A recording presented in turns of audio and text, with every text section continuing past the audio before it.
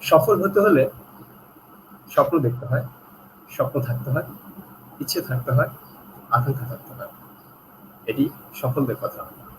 আর সফলতা সেই চূড়ান্ত গন্তব্যে পৌঁছানোর জন্য যে বাহনটি দরকার তার নাম অধ্যবসায়। অনেকটা বলতে গেলে এমন শোনাবে, ambition is the path to success and persistence is the vehicle you arrive in. Well, welcome with another episode of Meet the Mentor Show presented by Rajshahi University Career Club. আমাদের ৮টি ধারাবাহিক সফল পর্ব সম্পন্ন শেষে আজকের নবম পর্বে আমাদের গেস্ট হিসেবে আমাদের মাঝে উপস্থিত আছেন সুদূর আয়ারল্যান্ড থেকে হাজার হাজার মাইল দূর থেকে আমাদের সাথে আজকে সংযুক্ত আছেন আমাদের সবার প্রিয়, সবার পছন্দের এবং সবার শ্রদ্ধেয়, যিনি বর্তমানে দায়িত্বরত আছেন ব্যাংক অফ আয়ারল্যান্ডে ফিনান্সিয়াল অ্যাকাউন্টেন্ট হিসেবে, যিনি বাংলাদেশের জাতীয় দৈনিকগুলোতে মাঝে মাঝে ফিন্যান্স বা অ্যাকাউন্টিং রিলেটেড ফিচার লিখে থাকেন, যিনি চার্টার অ্যাকাউন্টেন্টস আয়ারল্যান্ড থেকে চার্টার অ্যাকাউন্টেন্ট কমপ্লিট করা, যিনি একাধারে বাংলাদেশে থাকা অবস্থায় যে বিশ্ববিদ্যালয় থেকে তার বিবিএ এবং এমবিএ শেষ করেছেন, পুরো বিশ্ববিদ্যালয়ে তার বিবিএতে তিনি প্রথম শ্রেণীতে প্রথম হয়েছিলেন রেজাল্টের দিক থেকে, এবং এমবিএতে তিনি প্রথম শ্রেণীতে পুরো বিশ্ববিদ্যালয়ে তিনি দ্বিতীয় স্থান অর্জন করেছিলেন এবং তার স্বীকৃতি স্বরূপ তিনি লাভ করেন প্রধানমন্ত্রী স্বর্ণপদক। শুধু এখান থেকেই শেষ নয়, শুরু করব, কারণ এর পরের কথাগুলো আমরা তার মুখ থেকেই শুনবো। কত অর্জন, কত কষ্ট, কত অধ্যবসায় আজকের এই সফল মানুষের পেছনে। Well, viewers, without any further ado, please welcome Mr. Arif Bhuya on our show Meet the Mentors presented by Rajshahi University Career Club. Assalamu alaikum. ওয়ালাইকুম আসসালাম ইমরান, অনেক ধন্যবাদ আমার ইন্ট্রোডাকশন দেওয়ার জন্য। এবং রাজশাহী বিশ্ববিদ্যালয়ে যারা দেখছেন এবং বিশ্ববিদ্যালয়ের বাইরেরও যারা দেখছেন, রাজশাহী বিশ্ববিদ্যালয় ক্যারিয়ার ক্লাবের সাথে যারা সংশ্লিষ্ট আছেন, সবাইকে আমি আন্তরিক ধন্যবাদ জানাচ্ছি এবং আপনাদের সময়ের জন্য। এবং এছাড়াও যারা বাংলাদেশের বিভিন্ন প্রান্ত থেকে দেখছেন এই ক্লাবের অ্যাক্টিভিটিস, তাদেরকে আমি ধন্যবাদ জানাচ্ছি। আমরা জানি যে বাংলাদেশ একটা কঠিন সময় পার করছে এখন, আর সম্প্রতি আমাদের একটা ঘূর্ণিঝড় হয়ে গেল, রাজশাহী অঞ্চলের অনেকেই ক্ষতিগ্রস্ত হয়েছেন এবং তাদের প্রতিও আমি সমবেদনা জানিয়ে আমার এই আলোচনা শুরু করছি। ইমরান যেমনটা বলছিলেন যে আসলে লাইফের অ্যাম্বিশন যদি থাকে, অ্যাম্বিশনে যাওয়ার যে সিঁড়িটা সেটা নিজেকে তৈরি করে নিতে হয়। তো সেই অ্যাম্বিশনে যাওয়ার সিঁড়িটা নিয়ে আমি একটু কথা বলতে চাই। আমি আসলে জানি না আমি কতটুকু সফল, আমি এখনো আমার ক্যারিয়ারে আমি মনে করি আমি জাস্ট শুরু করেছি, কিন্তু আমি যতটুকু এসেছি, অতটুকু কিভাবে এসেছি সেটাই আমি আজকে আমার ক্ষুদ্র জ্ঞান দিয়ে শেয়ার করতে চাই। আর শুরুতে আমি একটু ধন্যবাদ জানিয়ে দিতে চাই আপনাদের ক্লাবে যে প্রেসিডেন্ট আছে মামুন এবং ধীমান, ওরা আসলে আমার সাথে যোগাযোগ করেছিল এবং তাদের মাধ্যমে আসলে আমি রাজশাহী বিশ্ববিদ্যালয় ক্যারিয়ার ক্লাবের সাথে পরিচয়, তাদেরকে ধন্যবাদ জানাচ্ছি। পার্সোনালি আমার শাশুড়ি, উনিও রাজশাহী বিশ্ববিদ্যালয়ের একজন স্টুডেন্ট ছিলেন সেই 1981 সালে এবং উনি গ্রাজুয়েট করেছেন 1986 সালে। তো আমি যখন রাজশাহী বিশ্ববিদ্যালয়ের সাথে সেশন করছি, উনি শুনে খুব এক্সাইটেড হলেন এবং বলেছেন সবাইকে আমি যেন শুভেচ্ছা জানাই। তো তার পক্ষ থেকে আমি শুভেচ্ছা জানাচ্ছি। আচ্ছা, এখন ইমরান যেটা বললো যে আসলে বাংলাদেশে আমি শুরু করেছিলাম আমার ব্যাচেলর বা বিবিএ 2006-07 সালে। তো ব্যাচেলর যখন শুরু করি তখন ফার্স্ট ইয়ার থেকে আসলে বা সেকেন্ড ইয়ার থেকে আমার মনের ভিতরে একটা ইচ্ছা ছিল যে হচ্ছে আমি বাইরে পড়াশোনা করতে যাব। ইচ্ছাটা অতটা প্রকট ছিল না, কিন্তু হচ্ছে মনের ভিতরে ক্ষুদ্র একটা অ্যাম্বিশন ছিল যে যাব। তো তখন থেকেই হচ্ছে আমি চিন্তা করলাম যে কি করা যেতে পারে বা কি না করা যেতে পারে। But at the same time আমার আসলে আলটিমেট ক্যারিয়ার গোল ছিল to be a university faculty. তো দ্যাটস ওয়াই আমি আমার রেজাল্টের দিকে খুব বেশি ফোকাস করি প্রথম সেমিস্টার বা দ্বিতীয় সেমিস্টার থেকেই। আস্তে আস্তে যখন রেজাল্ট আমি দেখলাম যে না মোটামুটি একটা পর্যায়ে আছে, তখন হচ্ছে আমি যে সেই অ্যাটেম্পটা নেই, যেটা হচ্ছে একদম আমি যখন এমবিএ করি তখন যে আমি হচ্ছে অ্যাপ্লিকেশন গুলো শুরু করি। আমার বলাটার উদ্দেশ্য এটাই যে বাংলাদেশের থেকে যারা অনেক সময় হায়ার স্টাডি করতে চায় বা হচ্ছে বিদেশে ক্যারিয়ার করতে চায়, তাদের জন্য মোক্ষম যে সময়টুকু সেটি হচ্ছে প্রথম বর্ষ বা দ্বিতীয় বর্ষ। যারা বাইরে সত্যিকারই আসতে চায় বা সত্যিকারই তাদের ক্যারিয়ার করতে চায়, যারা ব্যাচেলরে আছে, তাদের প্রথম বর্ষ বা দ্বিতীয় বর্ষ থেকে সেই পরিকল্পনাটা গ্রহণ করা উচিত। কারণ সেই সময়টাতে তাদের একটা লেভারেজ থাকে যে আমি আমার ক্যারিয়ারটাকে কোথায় দেখতে চাই বা আমি আমার সিজিপিএটাকে কোথায় নিয়ে যেতে চাই। এট দ্য সেম টাইম যারা ব্যাচেলরের শেষের দিকে আছেন, তাদের জন্য সবচেয়ে ভালো সময় হয় যারা হচ্ছে ব্যাচেলরের শেষের দিকে আছেন, তাদের জন্য তারা মাস্টার্স শেষ করে তারা সেই ক্যারিয়ার যে প্ল্যানিংটা সেটা করতে পারে। আমি পার্সোনালি বাংলাদেশ থেকে ব্যাচেলর শেষ করেছিলাম এবং এমবিএ শেষ করেছিলাম, পরে এখানে আসার ফলে যেটা হয়েছিল যে আমি কিছুটা মোর ম্যাচিউরড আমার মনে হয় যে আমি ছিলাম যখন আমি এইসব মানে ভিন্ন দেশে বা ভিন্ন প্রেক্ষাপটে এসেছিলাম। তো সেই বিষয়টা আমাকে সাহায্য করেছে। এখন দুইটা পার্সপেক্টিভ নিয়ে আমরা আজকে কথা বলতে পারি, একটা হচ্ছে স্টাডি অ্যাব্রোড আর একটা হচ্ছে ক্যারিয়ার ডেভেলপমেন্ট অ্যাব্রোড। তো যদি আমি ক্যারিয়ার ডেভেলপমেন্ট, জি ভাই, আমরা আসছি আমাদের আলোচনার বিষয়বস্তুতে। ভিউয়ার্স যারা আমাদের সাথে জয়েন করেছেন এবং জয়েন করছেন এবং সামনে জয়েন করবেন আমাদেরকে, আমাদের সাথে তাদের জ্ঞাতার্থে আরো একবার জানিয়ে রাখছি, আমাদের আজকের আলোচনার বিষয়বস্তু হচ্ছে studies and career opportunities or career development in abroad. That means আমরা দুইটা পার্টিকুলার সেগমেন্টে আজকের আলোচনাটা করব, অর্থাৎ ভাইয়ের কাছ থেকে আমরা শুনবো ক্যারিয়ার এবং হচ্ছে আমাদের স্টাডি ইন অ্যাব্রড যে অপরচুনিটি গুলো বা যে সুযোগ সুবিধা, যে অবস্ট্যাকল গুলো, যে চ্যালেঞ্জ গুলো আছে, সেই সবগুলো মিলিয়ে আমরা শুনবো। বাট তার আগে সবাইকে একটু রিকোয়েস্ট করবো, যারা আমাদের সাথে এই মুহূর্তে জয়েন করেছেন, প্লিজ একটু সবাই জানান কারা কোথা থেকে জয়েন করেছেন এবং ভিডিওটি শেয়ার করে দেন, সো দ্যাট আরো বেশি অডিয়েন্স আমাদের সাথে জয়েন করতে পারে এবং সবাই মিলে যেন আমরা আজকে এই এপিসোডটি এনজয় করতে পারি। বিকজ আমরা আজকে ভিডিও ডেসক্রিপশনে হয়তো খেয়াল করে দেখবেন যে আমরা এখানে বলেছি যে কেন আমাদের যে চলমান স্বাস্থ্য সংকট এবং যে অর্থনৈতিক সংকট, এই সংকট মোকাবেলার জন্য স্বাস্থ্য সংকটটা হয়তো আমাদের স্বাস্থ্য মন্ত্রণালয় আছে বা মেডিকেল আছে, কিন্তু অর্থনৈতিকটা তো আমরা সবাই মোটামুটি ফিল করতে পারি যে টাকশাল আছে, প্রধানমন্ত্রী নির্দেশ দিবে, সেন্ট্রাল ব্যাংক নির্দেশ দিবে, টাকা ছাপাবে, মার্কেটে আসবে, সার্কুলেট শুরু হয়ে যাবে, আমাদের অর্থনৈতিক মন্দা কেটে যাবে। কিন্তু কেন চাইলে এই টাকাটা ছাপানো যায় না বা মার্কেটে সরাসরি হঠাৎ করে ছাড়া যায় না? এই জিনিসগুলো একজন ফিনান্সিয়াল অ্যাকাউন্টেন্টের কাছ থেকে আমরা খুব সূক্ষ্মভাবে আজকে শুনবো এবং শিখবো, এবং হোপ দ্যাট যে সবাই এই বিষয়গুলো এনজয় করবেন, যেগুলো আমাদের সবার জেনে রাখা উচিত। এবং off to you. Okay, thank you so much Imran. তো আমরা যদি শুরু করি যে স্টাডিং অ্যাব্রোড নিয়ে, আমার যদি মানে আলটিমেট গোল হয় ক্যারিয়ার, তো সেক্ষেত্রে আমার কিন্তু সেই গোলটা শুরুটা করতে হবে স্টাডিং অ্যাব্রোড দিয়ে। বাইরে ক্যারিয়ার করতে চাইলে দুটা ওয়ে আছে, একটা হচ্ছে জব ট্রান্সফার, বাংলাদেশে কেউ একজন জব করছেন, সে জবের মাধ্যমে ট্রান্সফার হয়ে আয়ারল্যান্ডে আসছেন বা ইউরোপের বিভিন্ন দেশে আসছেন বা অন্য যে কোনো মানে হচ্ছে ফরেন কান্ট্রিতে যাচ্ছেন। আরেকটা হচ্ছে সে এখানে আসছে, একটা ডিগ্রি অর্জন করছে এবং ডিগ্রি অর্জনের মাধ্যমে সে আস্তে আস্তে আস্তে তার ক্যারিয়ারটা মানে বিল্ড আপ করছে। আইটি সেক্টরে যেটা বাংলাদেশে হয়, যে বাংলাদেশে যারা সিএসসি বা সফটওয়্যার ইঞ্জিনিয়ারিং খুব ভালো, তারা এই সুযোগটা পান, বা যারা টেকনিক্যাল যে স্কিল গুলো আছে তারা সরাসরি জব ট্রান্সফারের মাধ্যমে হচ্ছে বাইরের দেশগুলোতে ক্যারিয়ার ডেভেলপমেন্ট করতে পারে।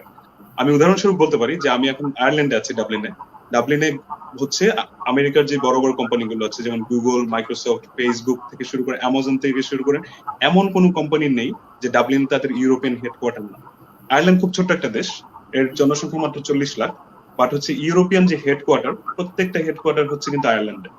ফর ইনস্ট্যান্স, আমাদের ডাবলিনের ইউরোপিয়ান হেডকোয়ার্টারে হচ্ছে আমাদের বাংলাদেশ থেকে 7-8 জন হচ্ছে সফটওয়্যার ইঞ্জিনিয়ার কিন্তু আছে। সবাই মোটামুটি আমার জুনিয়র, মানে ইউনিভার্সিটির দিক থেকে চিন্তা করলে অনেকে জাহাঙ্গীরনগরের আছে, অনেকে বুয়েটের আছে, আর অন্যান্য ইউনিভার্সিটি আছে। আমি একটা নিউজ দেখলাম সেদিন যে অনেক নামের একজন বুয়েট থেকে সুযোগ পেয়েছে, তো সেও কিন্তু ডাবলিন হেডকোয়ার্টারে এসে জয়েন করবে। তো সেটা হচ্ছে মানে হচ্ছে স্কিল ট্রান্সফার বা ক্যারিয়ারের মাধ্যমে সে অ্যাপ্লাই করে চলে আসলো। এরকমটা হয়েছে অ্যামাজনের ক্ষেত্রেও। এখানে আমাদের বাংলাদেশি একজন ভাইয়া ছিলেন, সৈকত ভাইয়া, উনি অ্যামাজনের সিনিয়র সফটওয়্যার ইঞ্জিনিয়ার ছিলেন। এখানে ইন্টেলে বাংলাদেশিরা জব করছেন, আরো অনেক ভালো ভালো জায়গাতে বাংলাদেশিরা জব করছেন। ওনারা সবাই এসেছেন স্কিল ট্রান্সফারের মাধ্যমে, বা বাংলাদেশে ওনারা দেখা গেল সিসকো বা এরকম কোনো প্রতিষ্ঠানে ছিলেন, তারা ক্যারিয়ারের মাধ্যমে মানে ক্যারিয়ার ট্রান্সফারের মাধ্যমে চলে এসেছেন। আরেকটা অ্যাপ্রোচ হচ্ছে যেটার মাধ্যমে আমি এসেছি, সেটা হচ্ছে স্টাডি অ্যাব্রড এর মাধ্যমে, যে আমি এখানকার দেশগুলোতে আসবো, একটা মাস্টার্স করবো, আমার স্কিল গুলোকে ডেভেলপ করবো, তারপর আস্তে আস্তে আস্তে আস্তে আমার ক্যারিয়ারটা বিল্ড আপ করবো। তো যারা কিনা স্টাডি অ্যাব্রড এর মাধ্যমে আসতে চান, তাদেরকে আমি বলবো যে স্টাডি অ্যাব্রড এর জন্য একটা সুনির্দিষ্ট পরিকল্পনা প্রয়োজন। তো পরিকল্পনাটার জন্য কিছু রিকোয়ারমেন্ট জানা উচিত, যে আমরা যদি বাইরের কোনো দেশে পড়তে আসতে চাই, কোন কোন রিকোয়ারমেন্ট গুলো সম্পর্কে আমার আগে থেকে জানা উচিত। নাম্বার 1 হচ্ছে সিজিপিএ, যেটা বললাম যে একটা মিনিমাম সিজিপিএ রিকোয়ারমেন্ট লাগে এসব দেশে যদি কেউ পড়াশোনা করতে আসতে চায়। আসলে যদি কেউ সেলফ ফান্ডিং এ পড়াশোনা করতে চায়, যে হ্যাঁ সে নিজের টাকায় পড়াশোনা করবে, তখন হচ্ছে প্রসেসটা বাংলাদেশের যদি কেউ প্রাইভেট ইউনিভার্সিটিতে পড়াশোনা করে মোর অর লেস সেম, যে সে নিজের টাকায় পড়াশোনা করবে, কিছু এন্ট্রি রিকোয়ারমেন্ট থাকবে, সেগুলো ফিল করলে তাকে সেই ইউনিভার্সিটি নিয়ে নেবে। বাট যদি স্কলারশিপের জন্য কেউ যেতে চায়, তখন আরো এক্সট্রা কিছু ক্রাইটেরিয়া থাকে। আমি সেই ক্রাইটেরিয়া গুলো কি বলছি, আমি নিজেও বাংলাদেশ থেকে একজন মধ্যবিত্ত ফ্যামিলির ছেলে, আমি মনে করি যে বাংলাদেশে এরকম অনেকে আছেন যারা কিনা আমার মতো ব্যাকগ্রাউন্ডে। তো তাদের জন্য আমি বলছি, যারা বাংলাদেশ থেকে স্কলারশিপ পেতে চান বা স্কলারশিপ নিয়ে বাইরে আসতে চান, তাদের জন্য এই নিচের বিষয়গুলো মনে রাখা খুবই ইম্পর্টেন্ট। নাম্বার 1 সিজিপিএটা খুবই ইম্পর্টেন্ট। একজন যদি স্কলারশিপ পেতে চান, তার জন্য সিজিপিএটা হচ্ছে নাম্বার 1 ক্রাইটেরিয়া, যে তারা প্রথমে দেখে যে সিজিপিএটা কি। সিজিপিএটা ইন্ডিকেট করে যে তার যে পড়াশোনা বা তার যে একাডেমিক একটা প্রোগ্রাম ছিল, তার প্রতি তার কমিটমেন্টটা কেমন। তো সিজিপিএটা নাম্বার 1। এখন এটা অনেক ক্ষেত্রে সিজিপিএটাকে অনেক কিছুতে কভার করা যায়। অনেকে আমাকে আসলে বাংলাদেশ থেকে মেসেজ পাঠায় যে ভাইয়া আমার তো সিজিপিএ কম, আমি সেটাকে কিভাবে রিকভার করবো। কারণ দেখা গেলো অনার্স এর শেষের দিকে বা মাস্টার্স এর শেষের দিকে, তখন সে কি করবে?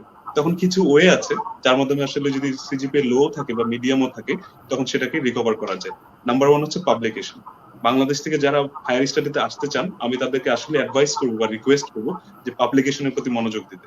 সেটা বিজনেস স্টুডেন্ট হোক বা সেটা সায়েন্সের স্টুডেন্ট হোক বা সেটা হিউম্যানিটেরিয়ান স্টুডেন্ট হোক, সবারই পাবলিকেশন পাবলিশ করা উচিত কোনো রিনোন জার্নালে। আইএলটিএসটা ইম্পর্টেন্ট। আইএলটিএস এর স্কোরটা একটা মিনিমাম এন্ট্রি রিকোয়ারমেন্ট হিসেবে কাজ করে। ইউরোপের দেশগুলোতে মোটামুটি 6.5 থেকে 7 লাগে, অস্ট্রেলিয়াতে যেমন 7 লাগে, আমেরিকাতেও ওটা ভ্যারি করবে ইউনিভার্সিটি টু ইউনিভার্সিটি। সো আইএলটিএসটা অন্যরকম একটা রিকোয়ারমেন্ট হায়ার স্টাডিজের জন্য। আইএলটিএসটা কখন দিতে হবে এটা একটা ভাইটাল কোশ্চেন। অনেকে কোশ্চেন করে থাকেন যে আইএলটিএসটা কখন দেওয়া উচিত। আইএলটিএসটা তখনই দেওয়া উচিত যখন সে কিনা ডিটারমাইন যে সে অ্যাপ্লাই করতে যাবে। মানে আমি চিন্তা করছি আমি হায়ার স্টাডি করব, কখন করবো আমি জানি না, সেই অবস্থাতে আইএলটিএসটা দেওয়া ঠিক না। যেমন কেউ যদি সে ফর এক্সাম্পল কেউ যদি এখন 2020 কেউ যদি নেক্সট ইয়ারের সেশন ধরতে চায় তখন তার আইএলটিএসটা দেওয়া উচিত হবে নেক্সট ইয়ারের শুরু থেকে, যাতে করে সে আইএলটিএসটা দেয়, একটা স্কোর সে পায় এবং স্কোর থেকে সে আস্তে আস্তে আস্তে আস্তে দেখে যে রিকোয়ারমেন্টটা ফুলফিল করে কিনা। নেক্সট হচ্ছে জিম্যাট জিআরই। জিম্যাট জিআরইটা আমরা সবাই অবগত আছি, যারা বিজনেস স্টুডেন্ট তাদের জন্য জিম্যাট প্রয়োজন, যারা হচ্ছে বিজনেস ব্যাকগ্রাউন্ডের না তাদের জন্য জিআরই প্রয়োজন।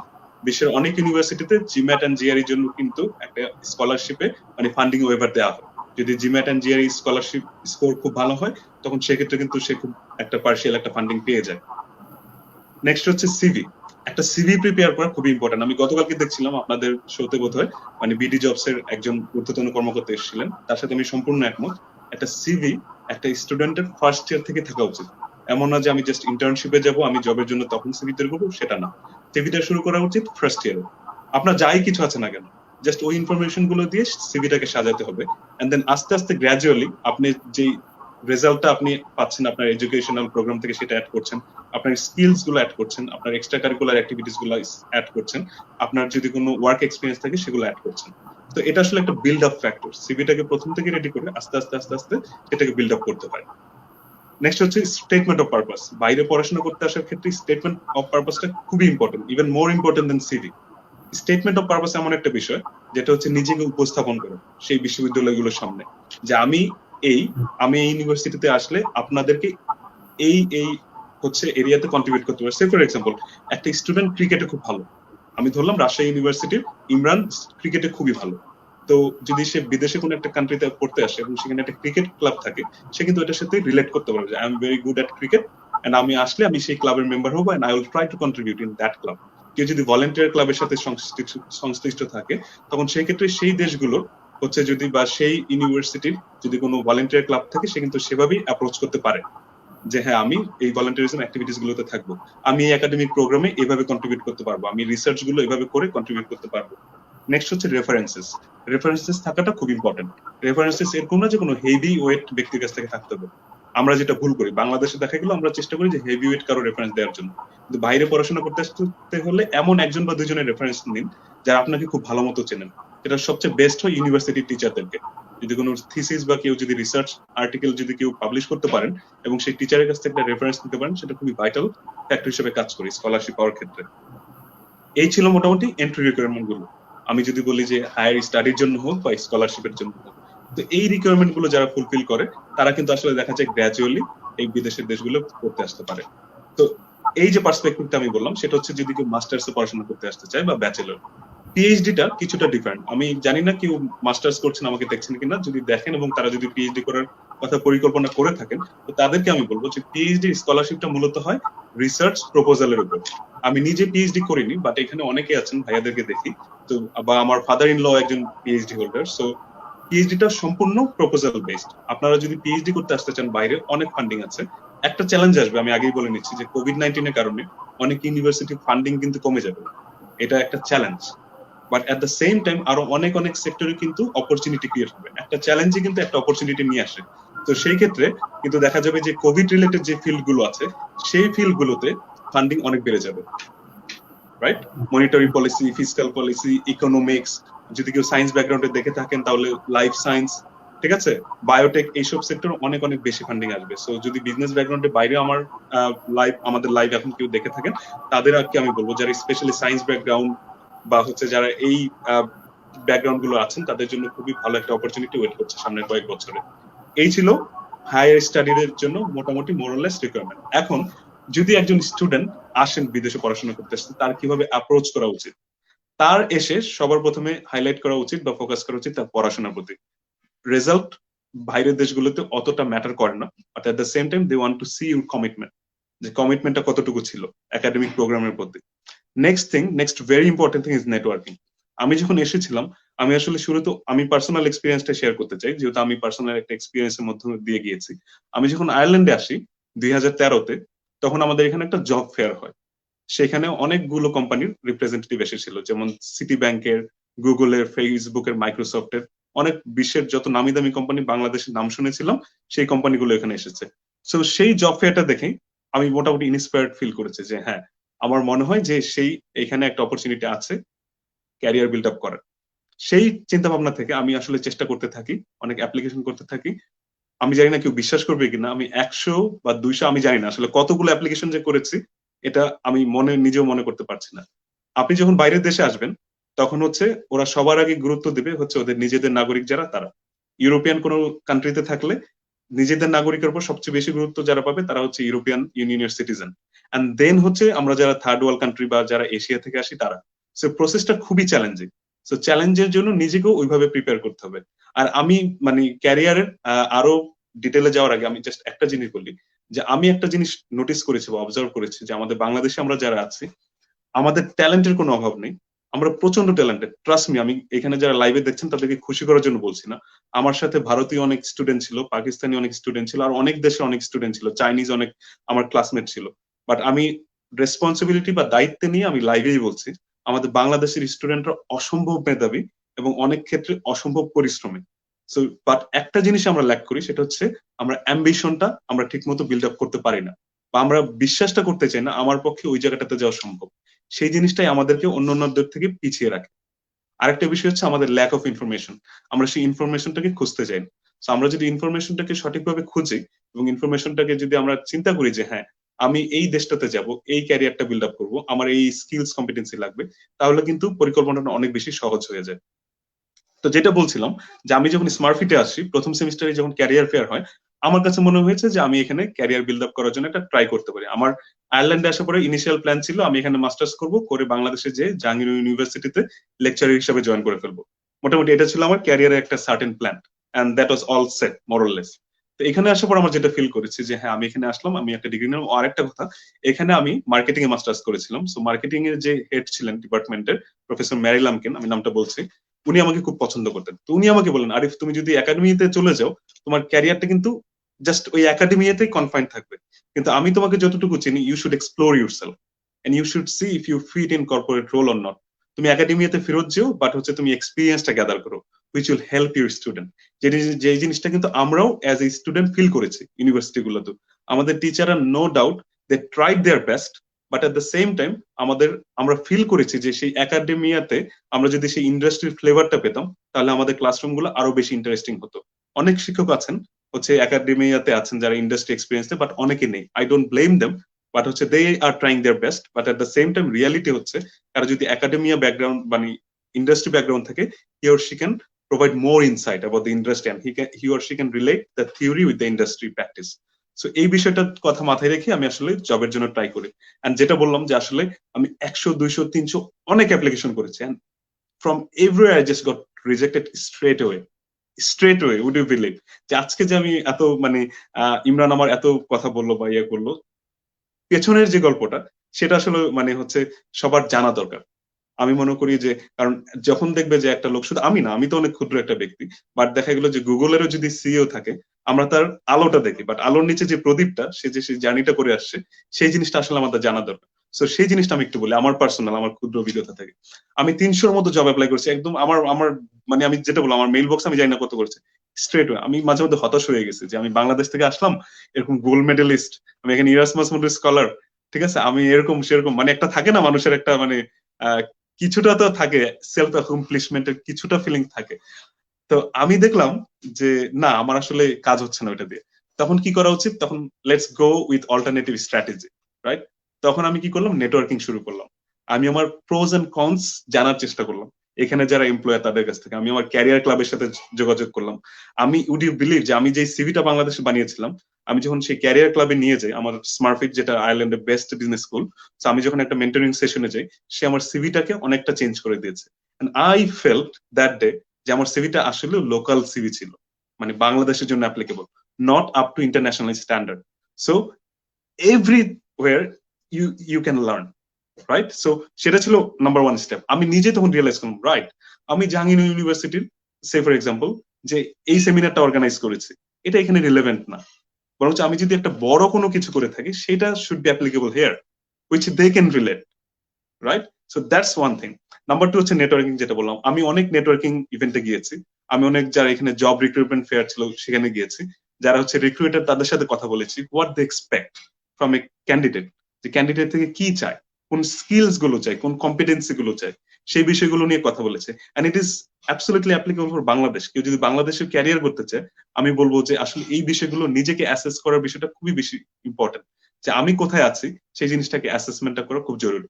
সো নেটওয়ার্কিংটা খুব ইম্পর্টেন্ট। নাম্বার থ্রি, আমি যেটা ফলো করেছিলাম সেটা হচ্ছে যে don't go for any short term cash.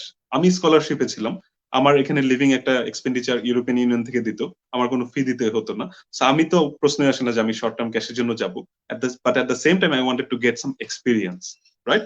So আমার এখানে 20 আওয়ার্স জব করার পারমিশন ছিল। আমি এখানে যে স্মার্টফিট বিজনেস স্কুল, সেখানে ইন্টারন্যাশনাল স্টুডেন্ট মেন্টর হিসেবে পার্ট টাইম জব করি, এন্ড একটা কলেজে আমি পার্ট টাইম পড়াই তখন। সো সেটা ছিল আমার জাস্ট উইদিন মাই ম্যানেজেবল টাইম। সো এখানে বাইরের দেশে এসে যেটা হয়, আমি আনফরচুনেটলি এটা বলতে হচ্ছে যে অনেক ভাইয়ারা আছেন, তাদের এসে স্ট্রাগল করতে হয়, মানে দুঃখজনক হলেও সত্যি, তাদের একাডেমিক ফিস কালেক্ট করতে হয়, বা হচ্ছে থাকার জন্য হচ্ছে যে টাকাটা সেটা ম্যানেজ করতে হয়। সো অবশ্যই এটা ম্যানেজ করাটা important, but at the same time ওই কম্প্রোমাইজটা যেন না হয় যে আমার লং টার্ম ক্যারিয়ারটা আমি স্যাক্রিফাইস করছি সেটার জন্য। সেটা আমার অ্যাডভাইস। বাংলাদেশ থেকে আমি জানি এই ভিডিওটা হয়তো বা রাজশাহী ইউনিভার্সিটি দেখছেন আপনারা, আমি আশা করছি যে অনেকেই আসবেন বাইরের দেশগুলোতে। তাই মন প্রাণ থেকে চাই এখানে এসে কেউ যেন প্রতিষ্ঠিত হন, কারণ প্রতিষ্ঠিত হওয়ার অনেক সুযোগ আছে এখানে। যেটা হচ্ছে আইটি সেক্টর অনেক সুযোগ আছে, ব্যাংকিং সেক্টর অনেক সুযোগ আছে, অ্যাকাউন্টেন্সি সেক্টর অনেক সুযোগ আছে, রিসার্চ ফিল্ডে অনেক সুযোগ আছে। কিন্তু প্রবলেমটা হচ্ছে আমরা জানি না সেটা, আমাদেরকে সঠিকভাবে জানানো হচ্ছে না। সো যদি আমরা জেনে প্রপারলি আসি, এখানে ক্যারিয়ার বিল্ড আপ করা অবশ্যই difficult but not impossible. Next হচ্ছে ইমপ্রুভ স্কিল। স্কিলের কোনো বিকল্প নেই, এখানে রেজাল্টটা দেখবে বা দেখবে না, it varies from company to company, organisation to organisation, মানে স্কিলটা সবাই দেখবে, সেটা জবের ইন্টারভিউতে হোক, যেটা হচ্ছে অ্যাসেসমেন্টে হোক, সব জায়গাতে স্কিলসটা দেখবে। যে কিনা একজন অ্যাকাউন্টিং স্টুডেন্ট, যেহেতু আমি ফাইন্যান্স স্টুডেন্ট, আমি চার্টার্ড অ্যাকাউন্টেন্ট, আমি বলতে পারি, আমি আমার পার্সোনাল এক্সপিরিয়েন্স থেকে বলি, যখন আমি জবের জন্য অ্যাপ্লাই করি তখন কিন্তু তারা দেখে যে আমি ফাইন্যান্সিয়াল রিপোর্টিং এর স্কিল কেমন, আমার অডিটিং এর স্কিল কেমন, অ্যাকাউন্টিং এর স্কিলস গুলো কেমন। সেই skill plays a vital role here. Skill is the absolute important thing which you have to build when you are coming to abroad. And next হচ্ছে look for internship. বিদেশে যখন কেউ আসে তখন একটা ইন্টার্নশিপ খুঁজে নিলে সেটা আসলে লং টার্ম জব পেতে অনেক অনেক অনেক বেশি সহজ করে দেয় বিষয়টা।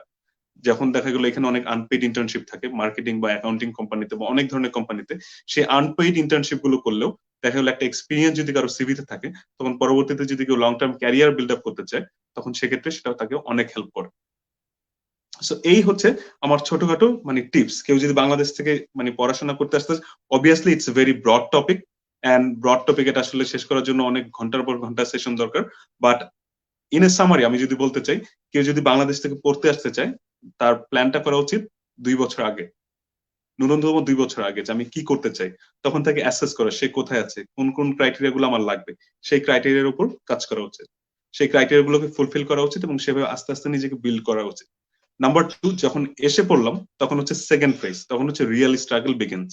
সো রিয়েল স্ট্রাগলে যেটা হয় যে পড়াশোনা পাশাপাশি নিজেকে মেনটেন করা। বাংলাদেশ যেখানে দেখা গেলো আমরা যারা হলে থাকি, মানে বাসায় তো দেখা গেলো মা খাবার রেডি করে দেয় বা কাজের বুয়া জামা কাপড় ধুয়ে দেয়, যারা হলে থাকি হলে ওই সুবিধাটা আছে, আমরা ক্যান্টিনে খেয়ে নিচ্ছি, হলে লন্ড্রি আছে। কিন্তু বিদেশে আসলে যেটা হয় যে রান্না বান্না থেকে শুরু করে কাপড় চোপড় কাচা থেকে শুরু করে সবকিছু নিজেকে ম্যানেজ করতে হয়। So it's a transformation process. You are transforming professionally, academically, and you are transforming as a human being. So that's the best lesson a person can get while he or she is in that process. যে সেই প্রসেসটাকে সে নিজেকে জানতে পারে, নিজেকে ভেঙে করতে পারে। So এটা কিন্তু আসলে ভেঙে গড়ার একটা সুযোগ, যে বাংলাদেশে দেখা গেল অনেক ধরনের সোশ্যাল, পারিবারিক অনেক ধরনের অবস্ট্রাকল থাকে, যেটার কারণে অনেকে আসলে তার নিজেকে এক্সপ্লোর করতে পারে না। বা নিজেকে সেভাবে তুলে ধরতে পারে না। বাইরে আসলে যেটা হয় যে তখন ইউ আর অ্যালোন, অ্যান্ড আপনাকে আপনার স্ট্রাগলটা করতে হবে, আপনাকে সেই যুদ্ধে নিজেকেই লড়তে হবে। তো সেক্ষেত্রে আসলে মানুষকে সেটা একটা মানে কি বলে যে ভেঙে চুরে মানুষকে দাঁড় করিয়ে দেয়। That's the best part of studying abroad. এবং স্টাডিং অ্যাব্রোডে আসলে যেটা বললাম সামারিতে, always look for long term gain, not for short term gain. Long term গেইনটাকে এখানে যদি কেউ মাস্টার্স করতে আসে, আমি একটু বলে নিই যে সবাই মিনিমাম 2 বছরের হচ্ছে ভিসা পায়, থাকার রেসিডেন্সি ভিসা, যেটা যে কেউ যদি এখানে একটা মাস্টার্স করে আয়ারল্যান্ড হোক বা ইউকে হোক, সে 2 বছর থাকার সুযোগ পায় এবং ফুল টাইম জব করার সুযোগ পায় উইদাউট এনি ওয়ার্ক পারমিট। তো সেই 2 বছরে কিন্তু সে যে কোনো জায়গাতে কাজ করে তার হচ্ছে যেই ইনভেস্টমেন্টটা ছিল স্টাডি অ্যাব্রোডের জন্য সেটাকে সে রিকভার করে ফেলতে পারবে। সেই জন্যই যেই 1 বছর বা 2 বছর সেই স্টাডি অ্যাব্রোডে ছিল, যে পড়াশোনার মধ্যে ছিল, সেই পড়াশোনাটাকে যেন কেউ কম্প্রোমাইজ না করে, সেটা হচ্ছে আমার রিকোয়েস্ট থাকবে। এন্ড তার পাশাপাশি এই যে বললাম যে নেটওয়ার্কিং করা, স্কিল ডেভেলপমেন্ট করা, মানুষের সাথে মেশা, মানুষকে জানা, নিজেকে জানানো, সেই বিষয়গুলো আসলে খুব ইম্পর্টেন্ট। এমন কিছু করতে হবে, আসলে এমন কিছু করতে হবে যে মানুষ যেন আপনাকে চেনে। আমি আমার নিজের উদাহরণ দিই, আমি আল্লাহ মাফ করুক আমি অহংকার করছি না, বাট এমএসসি মার্কেটিং ক্লাসে I receive the best presenter award for one of the presentations. যে আমি, আমাদের মার্কেটিং ক্লাস ছিল, আমি যেহেতু ফাইন্যান্স ব্যাকগ্রাউন্ডে ছিলাম, so it was really easy for me to play with the numbers, right? So এখানে যারা মার্কেটিং এর ছিল ওরা কিন্তু নাম্বার ভয় পায় অনেক ক্ষেত্রে। মানে আমি কাউকে কিন্তু বাংলাদেশের ইন্ডিকেট করছি না, বাট এখানে আমি যেটা দেখেছি যে দেখা গেলো মার্কেটিং ক্লাসে যারা ছিল তার নাম্বার নিয়ে কিছুটা হেজে। সো আমি যেটা করেছিলাম, একটা প্রেজেন্টেশন করেছিলাম যে মার্কেটিং এর রিটার্ন অফ ইনভেস্টমেন্ট, আরওআই, যেটা এগুলো খুব ভালো করে একদম গ্রাফ ট্রাফ দিয়ে দেখাই দিয়েছিলাম। সো ক্লাসমেট ছিল আমার বোধহয় 65 এর ভেতরে আমাদের সেই ডিপার্টমেন্ট চেয়ারম্যান উনি একদম সেমিস্টার শেষে অ্যাওয়ার্ড দেন যে বেস্ট স্টুডেন্ট মানে of the class. So I was one of them. তিনি বোধহয় 2জনকে দিয়েছিলেন and I was one of them. So সেটার ফলে যেটা হয়েছিল, সেই টিচারও কিন্তু আমাকে মনে রেখেছেন। আমার যখন কোনো ক্যারিয়ার অ্যাডভাইস দরকার হয় বা কোনো সাজেশন দরকার হয়, আমি কিন্তু তার কাছ থেকে চাই। সো আমি যখন সিটি ব্যাংক এনেতে, আমি আমার ক্যারিয়ারটা শুরু করি এখানে সিটি ব্যাংক এনে দিয়ে। So আমি সিটি ব্যাংক এনেতে যখন ইন্টারভিউ দিতে যাই, তখন উনি ছিলেন সিটি ব্যাংকের নন এক্সিকিউটিভ ডিরেক্টর বোর্ডের, সিটি ব্যাংকের। সো এখানে কিন্তু ওরকম না যে কেউ ইনফ্লুয়েন্স করবে বা কেউ আপনার জন্য লবিং করবে, ব্যাপারটা ওরকম না। আমি জাস্ট তার কাছে সিম্পলি জানতে চেয়েছি আমার কি যাওয়া উচিত কিনা সিটি ব্যাংক এনেতে, because I have few more opportunities, and আমার কি কি করা উচিত ইন্টারভিউর জন্য। তো উনি কিন্তু আমাকে প্রফেশনালি অনেক অ্যাডভাইস দিয়েছেন, অনেক হেল্প করেছেন।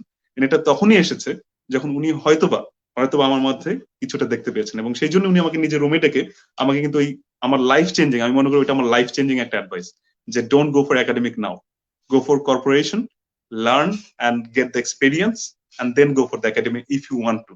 যেটা সে নিজের লাইফ দিয়ে আমাকে এক্সপ্লেন করেছে। উনি বলেছেন যে উনি কানাডাতে ছিলেন, ইন্ডাস্ট্রি এক্সপিরিয়েন্স নিয়ে তারপর এসেছেন, and that's where we fell the difference.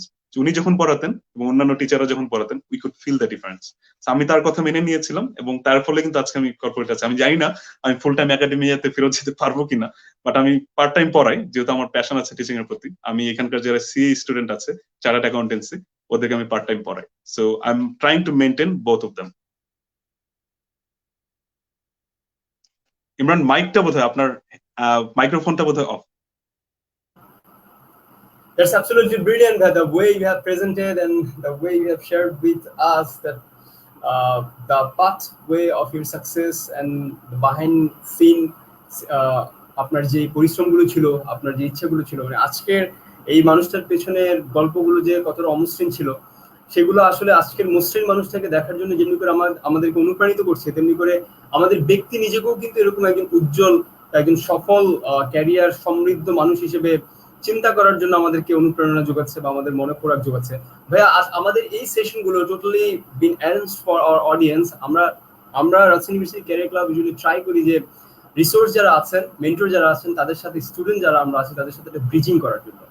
So definitely বলছি এই প্রসঙ্গে যে আমাদের এখানে অনেক কমেন্টার্স আছে, অনেক প্রশ্ন নিয়ে তারা আসছেন, অনেকেই গ্রিট করেছেন আপনাকে, আপনার স্বর্ণপদক দেওয়ার জন্য আপনাকে, অনেকেই বিভিন্ন জায়গা থেকে দেশের বিভিন্ন অঞ্চল থেকে জয়েন করেছেন। তো আমরা সরাসরি চলে যাচ্ছি, যেহেতু আমাদের 1 ঘন্টার শো, অলরেডি আমরা হাফ এন আওয়ার টাচ করেছি। এখন আমরা কিছু প্রশ্নোত্তর পরে যাব, ঠিক তারপরে আবার হচ্ছে আমরা মূল আলোচনায় ফিরে যাব। শুরুতেই যাচ্ছি ভাইয়া, আপনি যেহেতু আয়ারল্যান্ডে দীর্ঘদিন থেকে ছিলেন, মাহমুদ আজিজ প্রশ্ন করেছেন, হ্যালো ভাইয়া, can you please share what is required by us to join Deloitte and how much priority or importance does cost and management accountants ICMAB reviews while applying for top 4 accounting firms? আচ্ছা, so আমার ডেলয়েটের যে প্রসেসটা ছিল, আমি এখানে যেহেতু masters করেছিলাম, আমি ডেলয়েটে গ্রাজুয়েট প্রোগ্রাম দিয়ে শুরু করি। তো ডেলয়েট হচ্ছে আমি একটু এক্সপ্লেন করি যারা অনেকে ডেলয়েট কে চেনে না। ডেলয়েট হচ্ছে ওয়ার্ল্ডের one of the big 4 accounting firms. যে বিশ্বে বলা হয় 4টা বিগ 4 অ্যাকাউন্টিং ফার্মস, ডেলয়েট হচ্ছে ওয়ান অফ দেম। অ্যান্ড ডেলয়েটের এক্সপিরিয়েন্সটাকে মানে আমরা যখন সেনাবাহিনীতে যেরকম ট্রেনিং বলি একজন অ্যাকাউন্টেন্টের জন্য বা একজন ফাইন্যান্স প্রফেশনালের জন্য, ডেলয়েট বা ওরকম বিগ 4 ফার্ম থেকে ট্রেনিং নেওয়াটা হচ্ছে একটা মানে সেনাবাহিনী ট্রেনিং এর মতো বা কর্পোরেট ট্রেনিং এর মতো, যে ইট জাস্ট ট্রান্সফর্ম ইউ। আমি ডেলয়েটে জয়েন করেছিলাম গ্রাজুয়েট প্রোগ্রাম হিসাবে, গ্রাজুয়েট ট্রেনি হিসাবে। তারপর আস্তে আস্তে আস্তে আস্তে আমি 3.5 বছরের কন্ট্রাক্ট শেষ করি এবং পাশাপাশি সিএ শেষ করি। বাংলাদেশ থেকে যদি আইসিএ, প্রশ্নটা বোধহয় ছিল ইমরান, যে কেউ যদি আইসিএবি থেকে আসতে চায় এবং ডেলয়েটে কাজ করতে চায়, right? Exactly right. So ICAB হচ্ছে বাংলাদেশের যে আমাদের চার্টার্ড অ্যাকাউন্টের ইনস্টিটিউশন, সেখান থেকে এসে আমি বেস্ট অ্যাডভাইস দিব। যে প্রশ্নটা করেছেন উনি যদি চার্টার্ড অ্যাকাউন্টেন্ট না হয়ে থাকেন, আমি বলবো যে try to do a masters from here. Ireland থেকে যদি কেউ মাস্টার্স করে, ইম্পর্টেন্ট তো জানতে চেয়েছে cost and management accountancy. Cost and management accountant is always important. আমি একটা জেনারেলাইজ একটা উত্তর দিই এটার ক্ষেত্রে। শুধু কস্ট এন্ড ম্যানেজমেন্ট অ্যাকাউন্টেন্ট না, সিমা বা হচ্ছে এইচএসসিএ বা এইসিএ না বা সিএফএ না, প্রত্যেকটা প্রফেশনাল যে ডিগ্রি আছে বা কোয়ালিফিকেশন আছে প্রত্যেকটা আলাদা ভ্যালু আছে, যেটা আমি নিজে সিএ যখন করেছি আমি বুঝতে পেরেছি। কারণ হচ্ছে CA is a different game. আমি বিবিএ করেছি, এমবিএ করেছি, মাস্টার্স করেছি, and with due respect to my previous 3 qualifications, আমি যখন সিএ করেছি I just went through a process and it was oh my god. আমি যখন সেকেন্ড পার্ট দেই তখন পরে আমি একদিন বসে বসে আমার চোখের পানি পড়ছিল যে আসলে হোয়াট ইজ দিস, মানে এত এক্সট্রিম একটা প্রেশারের মধ্যে দিয়ে যেতে হয় যে আপনাকে আপনার ওয়ার্ক লাইফ ব্যালেন্স করতে। যেমন ডেলয়েটে যখন আমি ছিলাম আমার 8টা-9টা পর্যন্ত কাজ করতে হয়েছে, এটা অডিট ফার্মে করতে হবে, আমি স্পেশালি ডেলয়েট বিগ 4 এর মতো কোম্পানিতে কাজ করতে হলো। এট দ্য সেম টাইম আমার নিজের পড়াশোনা, আমার নিজেকে ম্যানেজ করা। ফাইনাল ইয়ারে I got married before I actually attended final year. তখন আমার ওয়াইফ ছিল, সেও দেখেছে যে আসলে স্ট্রাগল ইজ রিয়েল। ঠিক আছে, যে একজন যখন অডিট ট্রেনি থাকে এবং পাশাপাশি যখন তার পড়াশোনা করতে হয় তখন স্ট্রাগলটা অনেক, but at the same time return is like you can imagine the return possibility বা রিটার্ন প্রসপেক্টটা অনেক বেশি। এবং সেই জন্য আমি ইচ্ছা করে আসলে সেই চ্যালেঞ্জিং রুটটা নিয়েছিলাম। আমি যখন সিটি ব্যাংকে জয়েন করি আমি কিন্তু পার্মানেন্ট জবের অফার পেয়েছিলাম। এখানে আমি 10 মাসের কন্ট্রাক্টে জয়েন করি, but I got permanent job offer to be there. Citi ব্যাংকে এনেও কিন্তু খুব ভালো ব্যাংক, বাট আমি চিন্তা করেছিলাম যে আমি যদি এইসব দেশে থাকতে চাই, আমার লং টার্মে যদি ক্যারিয়ারে আমি সাস্টেন করতে চাই বা গ্রো করতে চাই, আমার একটা স্ট্রং কিছু লাগবে। আর স্ট্রং কিছু কি, ওইটাই হচ্ছে আমার প্রফেশনাল কোয়ালিফিকেশন। সেই জন্য আমি ওইখানে ছিলাম। সো সিটি ব্যাংকে থেকে আমি আমার নিজের এক্সপিরিয়েন্স থেকে বলছি, আমি সিটি ব্যাংকের থেকে আমি যদি থেকে যেতাম, আমি নেক্সট 6, 7, 8 ইয়ার্স আমি যেই পজিশনে আসতে পারতাম। আমি একটা সিএ করার ফলে আমি 3-3.5 বছর যখন সিএটা কমপ্লিট করে ফেললাম এবং ডেলয়েটের মতো একটা ফার্ম থেকে যখন আমি ট্রেনিংটা নিলাম, আমি কিন্তু আলহামদুলিল্লাহ সেই লেভেলে চলে আসি। সো যেটা আমার 7-8 বছর লাগতো সেটা 3.5 বছর আমাকে নিয়ে এসছে। So that means the importance of professional education. So এই চ্যালেঞ্জটা যদি কেউ নিতে পারে তার জন্য এরকম রিটার্নই কিন্তু অপেক্ষা করছে।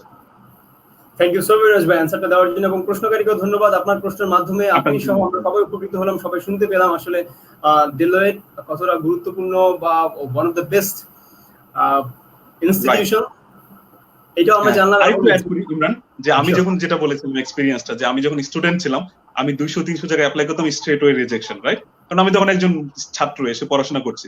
বাট আমি যখন ডেলয়েটের ট্রেনিং করলাম, আমি যখন এখন মানে চার্টার্ড অ্যাকাউন্টেন্ট, মানে আমি সত্যি আমি মানে জাস্ট বলার জন্য বলছি না, এখন দেখা যায় প্রত্যেকদিন রিক্রুটাররাই আমাকে নক করে যে would you like to join our company, would you like to join that firm. এখন দেখা যায় প্রত্যেকদিন লিঙ্কডইনে 3-4টা করে মানে রিকোয়েস্ট থাকে। So that's the difference that Deloitte and chartered accountancy makes. So যারা বিজনেস স্টুডেন্ট দেখছে আমাকে, আমি বলবো যে go for a professional qualification. বাংলাদেশেও যদি করে কেউ, সেটাও কিন্তু অনেক ভ্যালু অ্যাড করবে তার ক্যারিয়ারের জন্য, ইন্টারন্যাশনাল মোবিলিটির জন্য। এক্স্যাক্টলি ভাইয়া, আজকে আপনার সফলতার গল্পগুলোর মাধ্যমে আমাদের এই এখানে অডিয়েন্স যারা স্পেশালি বিজনেস ফ্যাকাল্টি ব্যাকগ্রাউন্ডের আছেন তারা নিশ্চয়ই উপকৃত হবে এবং তারা উপলব্ধি করতে পারছেন যে আপনাদের জন্য আইসিএমএবি, সিআইএমএ, এসএসসি এর মতো প্রফেশনাল ডিগ্রিগুলো কতটা গুরুত্ব বহন করে এবং সেটা আপনার ক্যারিয়ারকে মানে খুব অল্প সময়ের মধ্যে কোথায় নিয়ে যেতে পারে। অলরাইট ভাই, আমরা চলে যাচ্ছি পরবর্তী প্রশ্নে। আমাদের প্রশ্ন ছিল এরপরে অনলাইনে প্রশ্ন করেছেন শামসুন নাহার ছোটন, অনলাইনের মাধ্যমে একাধিক স্কিল অর্জন করলে আমার স্কলারশিপ পেতে কতটা এগিয়ে রাখবে আমাকে, বা 4 বছরের অনার্স করার পাশাপাশি অনেকে অনলাইনেও বিভিন্ন ডিগ্রি নিয়ে থাকেন, এগুলো তথ্যগুলো কিভাবে পেতে পারে বা কিভাবে এগুলো ভ্যালু অ্যাড করতে পারে তার ক্যারিয়ারে? ভেরি গুড, খুবই সুন্দর কোশ্চেন। আসলে আমি প্রশ্নকর্তাকে ধন্যবাদ জানাই এই বিষয়টা আনার জন্য। স্কিল অবশ্যই ইম্পর্টেন্ট, যেটা বললাম, এবং স্কিলটা যদি সার্টিফাইড হয়, সেটা যে বললো যে অনলাইনে যে সার্টিফিকেশনটা, certification actually provides you the validity, যে হ্যাঁ আপনার ওই স্কিলটা আছে। আমরা কিন্তু সিভিতে অনেক সময় লিখি, রাইট, যে আমার এই স্কিল আছে, সেই স্কিল আছে, আমরা লিখে ফেলি, বাট এটা মানে ভ্যালিডিটি করার হচ্ছে অপশনটা কি, এটা হচ্ছে অনলাইন সার্টিফিকেট গুলো। এখন কিন্তু মানে ওয়ার্ল্ড, আমি বলি করোনা যেরকম একটা চ্যালেঞ্জ নিয়ে এসছে, পাশাপাশি একটা অপরচুনিটি। আজকে যে আমি কথা বলছি, আমি বলবো যে সামো এটাতে করোনার একটা অবদান আছে। কারণ না হলে যেটা হতো, বাংলাদেশে যে আমার রাজশাহীতে যেতে হতো কথা বলতে, রাইট, আমরা কিন্তু তখন চিন্তা করতে পারতাম না যে আমরা বসে একটা অনলাইন সেশন করবো, হয়তো ওই পরিসর। কিন্তু এখন করোনার ফলে আমি বসে আপনাদের সাথে ইন্টারেক্ট করছি। তো আলটিমেটলি কিন্তু একাডেমিক ওয়ার্ল্ডটা ওইদিকেই যাবে। যেমন আমি ওই দিন দেখলাম কেমব্রিজ 2021 সাল পর্যন্ত অনলাইনে তাদের টিচিংটা কন্ডাক্ট করবে, রাইট। তো অনলাইনে যে কোর্স গুলো আছে বা সার্টিফিকেশন গুলো আছে, দে আর রিয়েলি ইম্পর্টেন্ট। যে যত পারেন, এখন যদি বাংলাদেশে আমি জানি যে ইউনিভার্সিটি গুলো বন্ধ অবস্থায় আছেন, এই সময়টাকে আমি বলবো যে অনলাইনের স্কিল ডেভেলপমেন্টের জন্য কাজে লাগান, নো ডাউট অ্যাবাউট ইট। যদি কেউ ডেটা অ্যানালিটিক্স এর উপর করতে চান, গো ফর ইট। কেউ যদি আর্টিফিশিয়াল ইন্টেলিজেন্স এর উপর করতে চান, গো ফর ইট।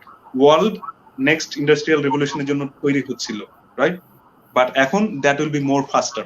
কারণ মানুষ জানে রোবোটিক্স এর ইম্পর্টেন্ট কত। যদি রোবোটিক্সটা মানে যে ফিল্ডে থাকতো, তাহলে মানুষ কিন্তু এয়ারপোর্ট বন্ধ করতে হতো না, ওইগুলো প্লেন চালানো বন্ধ হতো না, যদি রোবট যদি প্লেনটাকে অপারেট করতে পারতো। অবশ্যই মানে মেশিন প্লেনটাকে অপারেট করে, বাট আমি যেটা বলছি যে পাইলটের আসলে আপনি চিন্তা করেন যে একটা রোবট যদি বসে চালাতে পারতো, তারা যদি হাইজিনটা মেনটেন করতে পারতো, বিশ্ব কিন্তু অতভাবে ইন্টারাপ্টেড হতো না, রাইট। আমি বলছি যে নেক্সট 2-3 ইয়ার্স 4 ইয়ার্স আমি যেটা প্রেডিক্ট করছি, যে world will like experience a massive change. যে রেভলিউশনটা নিয়ে আসার কথা ছিল আর্টিফিশিয়াল ইন্টেলিজেন্সের মাধ্যমে বা ডেটা অ্যানালিটিক্স এর মাধ্যমে, এটা আরো বেশি ফস্টার হবে নেক্সট কয়েক বছরে। সো এই স্কিল গুলা নেওয়া খুবই ভালো। যদি কেউ বিজনেসে থাকে, এক্সেল এর হোক বা অনেক অনেক অনেক প্রোগ্রাম আছে, সেগুলো থেকে হচ্ছে অনলাইনে করে ফেলা যেতে পারে স্কিল ডেভেলপমেন্টের যে কোর্সগুলো, সেগুলো। থ্যাংক ইউ প্রশ্নকর্তাকে, এবং থ্যাংক ইউ আরিফ ভাইকে চমৎকারভাবে উত্তরগুলো দেওয়ার জন্য। এবং আমাদের প্রশ্নকারী যারা আছেন, তারা আমাদের আপনার একার প্রশ্নের সাথে সাথে আমরা সবাই মিলে উপকৃত হচ্ছি, এবং পরবর্তী সময় যারা এই ভিডিওগুলো দেখবেন তারাও সমানভাবে উপকৃত হতে পারবেন। আপনাদেরকে আরো একবার ধন্যবাদ জানিয়ে আমরা চলে যাচ্ছি পরবর্তী প্রশ্নে। ভাইয়া, পরবর্তী প্রশ্ন ছিল এমডি সাব্বির হোসাইন ভাইয়া, নেটওয়ার্কিং বৃদ্ধিতে কোন দিকগুলোকে গুরুত্ব দিয়েছেন? ধন্যবাদ সাবির, এটাও খুব সুন্দর প্রশ্ন, খুবই সুন্দর প্রশ্ন। বাংলাদেশে আমি একটা জিনিস বলতে চাই, মানে এটা অনেকটা ফিলোসফিক্যাল হয়ে যাবে। আমরা যে যতটুকু সময় ফেসবুকে দিই, তার আমরা একটু নিজেকে কোশ্চেন করি, আমরা কি 10 ভাগের 1 ভাগ সময় লিঙ্কডইনে দেই কিনা। তো LinkedIn should be your first medium of networking, right.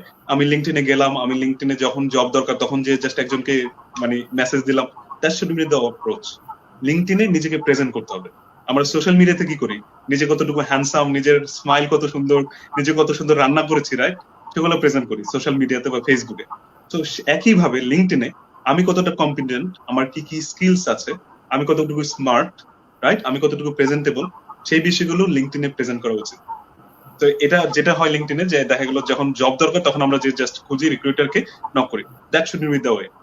যে do something that people should recognise you, হ্যাঁ এই ছেলেটা ট্যালেন্ট, এই ছেলেটার ভিতরে প্যাশন আছে, কিছু করার ইচ্ছা আছে। তো লিঙ্কডইনটাকে মূল ধরতে হবে মানে নেটওয়ার্কিং এর জন্য।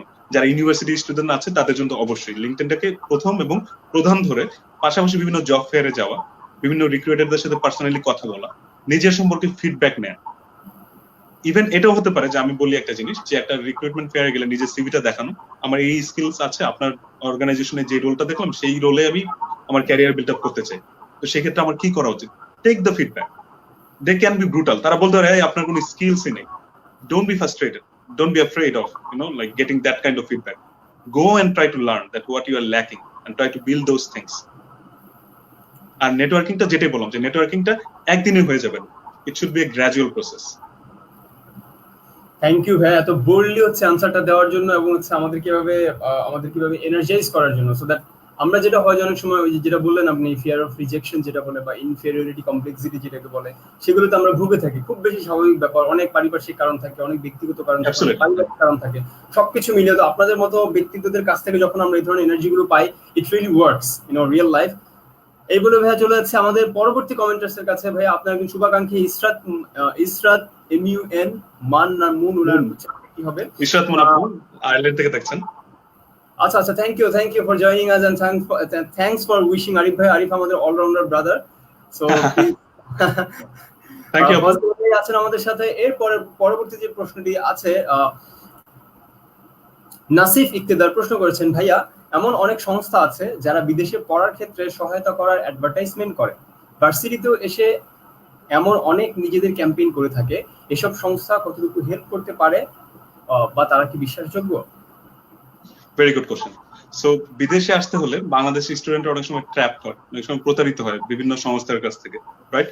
আমি একটা জিনিস বলতে চাই যে এইখানে যারা আমার অডিয়েন্স আছেন বা হচ্ছে যারা ভিউয়ার দেখছেন, আমি আজকে লাইভে 1 ঘন্টায় বসে যতগুলো কথা বললাম, আপনি যদি 1 ঘন্টা গুগল করেন, আপনি কিন্তু তার চেয়ে 1000 কেন 1 লক্ষ গুণ বেশি ইনফরমেশন পাবেন। তো ইউটিলাইজ গুগল। আমি বলবো যে হচ্ছে সবার আগে গুগলকে ইউটিলাইজ করতে হবে নিজের সম্পর্কে, মানে নিজে কোথায় যেতে চাই বা ভার্সিটি সম্পর্কে জানতে বা ওই প্রোগ্রাম সম্পর্কে জানতে। অবভিয়াসলি পার্সোনাল কমিউনিকেশন অনেক ইম্পর্টেন্ট। যদি তারা আসে ক্যাম্পাসে, তারা যদি রিক্রুটমেন্ট ক্যাম্পেইন করে, তাদের কাছ থেকে জানা যায়। But at the same time as a responsible citizen আপনার উচিত হবে সেটাকে ভেরিফাই করা। তারা এসে বলে গেল, আমি তাদের কথাতে একদম মুগ্ধ হয়ে গেলাম, that should not B the way. Google আছে, ইন্টারনেটে অনেক সোর্স আছে, এখন ফেসবুক আছে, অনেক ওয়ে আছে সেটাকে ভেরিফাই করার। এবং আমি এনকারেজ করি এন্ড আমি মানে ইনসিস্ট করি সবাইকে যারা ইউনিভার্সিটি স্টুডেন্ট আছেন যে নিজে নিজে খোঁজা। অনেকে আসলে হয় কি আমার কাছে বলে, ভাই আমি বিদেশে আসতে চাই, কি করতে হবে? আমি আসলে সেই উত্তরটা তাকে দেই না। আমি তাকে তখন ওইটাই বলি যে তুমি একটু সার্চ করো ভাইয়া বা আপু, তুমি একটু দেখো তোমার স্পেসিফিক কোয়েরি গুলো কি, সেগুলো আমাকে জানো, তাহলে আমার জন্য তোমাকে জানাতে সুবিধা হয়। তো যেটা হয় যে আমি যদি নিজে খুঁজি, তখন দেখা গেল যদি কেউ ক্যাম্পাস রিক্রুটমেন্টে আসলো, সে একটা ইউনিভার্সিটির হয়ে আসলো, বাট আমি যদি নিজে খুঁজতে যাই আমি 100টা ইউনিভার্সিটি ইনফরমেশন পাবো। তো scholarshipposition.com, masterscholarshipposition.com, এরকম অনেক অনেক অনেক স্কলারশিপ ওয়েবসাইট আছে। সেখানে গেলে কিন্তু নিজেই খোঁজা যায় যে কোন কোন ইউনিভার্সিটির স্কলারশিপ আছে, তার রিকোয়ারমেন্ট গুলো কি কি, তার কি কি স্কিল সেট রিকোয়ারমেন্ট হিসেবে আছে। সো আমি বলবো try to utilise Google. Google is simply just search the scholarship opportunities available for developing countries, scholarship opportunities available for Bangladesh। দেখেন যে কত সাজেশন আসে। ইরাসমাস মুন্ডুস একটা স্কলারশিপ আমি যেটা নিয়ে এসেছি, সেটা just go to Erasmus মুন্ডুস website, Commonwealth স্কলারশিপের ওয়েবসাইট। তারপর হচ্ছে আরো যে জাপানের যে স্কলারশিপ আছে সবগুলোর কিন্তু ওয়েবসাইট আছে। আমি বলবো যে rely on those websites first, যে নিজের উপর সেই বিশ্বাসটা থাকা জরুরি যে হ্যাঁ আমি যাই, আমি খুঁজি, আমি আমার প্ল্যানটা আমি নিজে করি। তারপর অবশ্যই হেল্প দরকার, যদি কেউ সিনিয়র থাকে সিনিয়রের হেল্প দরকার, কেউ যদি এজেন্সি থাকে তাদের কাছে এক্সপার্ট অ্যাডভাইসের জন্য যাওয়া যেতে পারে। বাট আমি বলবো first interaction should be by yourself. Thank you ভাইয়া। আমাদের প্রশ্নকারীর যেই কনফিউশন গুলো আছে সেগুলো আশা করছি যে আপনার এই উত্তরগুলোর মাধ্যমে, এবং আপনি যেটা বললেন যে খুবই খুবই ডিসেন্টলি, যে দেখুন আপনি আমাদের কথা শুনে যতটা উপকৃত হচ্ছেন তার চেয়ে যদি আপনি সেলফ ইনভেস্টমেন্ট যদি শুরু করেন, যদি গুগল করেন, মানে মাদার গুগল আমরা বলে থাকি এখন, যদি আমরা করে থাকি, আমরা যে কোনো ধরনের সহযোগিতা পাবো। থ্যাংক ইউ ভাইয়া। চলে যাচ্ছে আমরা পরবর্তী প্রশ্নে। সানজিদা উষ্ণ আমাদেরকে প্রশ্ন করেছেন, ভাইয়া I am studying public administration in Rajshahi University. I'm a little bit afraid about how far this graduation will help me for higher study abroad, and what is the process to switch subject in masters, like if I want to do a masters on human resource management abroad after completing graduation with public administration? Absolutely feasible. আমি আমার যখন CA করি, আমার সাথে হিস্ট্রির student ছিল, আমার সাথে লিটারেচারের student ছিল। তো তারা এখানে এসে কিন্তু চার্টার্ড অ্যাকাউন্ট হয়ে গেছে আমার সাথে। তো এখানে ওরা অ্যাপ্রিশিয়েট করে, যখন ইউনিভার্সিটি গুলো অ্যাডমিশন প্রসেসটা যখন তারা, আমি মানে হচ্ছে মাঝখানে আমি যখন স্টুডেন্ট ছিলাম ইউসিটিতে, তখন আমি ওদের ইন্টারন্যাশনাল অ্যাডমিশন অফিসেও মাঝখানে 2 মাস মানে জব করেছিলাম সামার ভ্যাকেশনে। সো তখন যে অ্যাপ্লিকেশন গুলো আসতো আমি দেখতাম এন্ড ওদের কনভারসেশন গুলো শুনতাম। দে অ্যাপ্রিশিয়েট ডাইভার্সিটি। যেটা বললো যে সঞ্জিদা, যে যদি পাবলিক অ্যাডমিনিস্ট্রেশন পড়ে হিউম্যান রিসোর্স ম্যানেজমেন্টে যেতে পারবে কিনা, অ্যাবসলিউটলি যেতে পারবে। দে উইল অ্যাপ্রিশিয়েট ইট। আমি নিজে ফাইন্যান্স মেজর ছিলাম বাংলাদেশে যখন আমি ব্যাচেলর এমবিএ করি, রাইট? আমার ব্যাচেলরে ডুয়াল মেজর ছিল ফাইন্যান্স মার্কেটিং, আর এমবিএ তে ছিল ফাইন্যান্স। বাট আমি যখন অ্যাপ্লাই করি ফাইন্যান্স এন্ড মার্কেটিং এর জন্য, ইরাসমাসে 2টা সাবজেক্টের জন্য অ্যাপ্লাই করা যায়। আমি ফাইন্যান্স এবং মার্কেটিং এর জন্য অ্যাপ্লাই করেছিলাম, ওরা আমাকে মার্কেটিং দিয়েছে। এন্ড দিয়েছিল সেজন্যই, রেশনালাইজটা এইভাবে করেছিল যে you have enough knowledge of finance, we want you to explore the area of marketing. Okay, so কেউ যদি ফিল্ড ট্র্যাক চেঞ্জ করতে চাই, ইটস অ্যাবসলিউটলি পসিবল। এবং এইসব দেশে এটাকে আরো বেশি এনকারেজ করা হয় যে come and learn the world from a different perspective. যে একটা পার্সপেক্টিভ তো অলরেডি জানাই হলো, আরেকটা পার্সপেক্টিভ দেখা, এবং সেই হিউম্যান রিসোর্সটা এখানে ইন্টারন্যাশনাল পার্সপেক্টিভ থেকে দেখলে একটা মানুষকে যে কত ইমেন্সলি বেনিফিট করবে, I cannot describe in this session. এটা আসলেই চমৎকার একটা এক্সপেরিয়েন্স হবে যদি সঞ্জিদা মুভ করতে চায়, and I promise that she will be appreciated in her admission process if she wants to do that. Thank you ভাই আপনার আরো একবার চমৎকার উত্তর দেওয়ার জন্য, এবং যে কনফিউশন গুলো আছে সেগুলো আশা করছি যে এই ধরনের প্রশ্ন এবং উত্তরগুলো পাওয়ার মাধ্যমে শুধু একজনের না আরো অনেকে উপকৃত হচ্ছেন।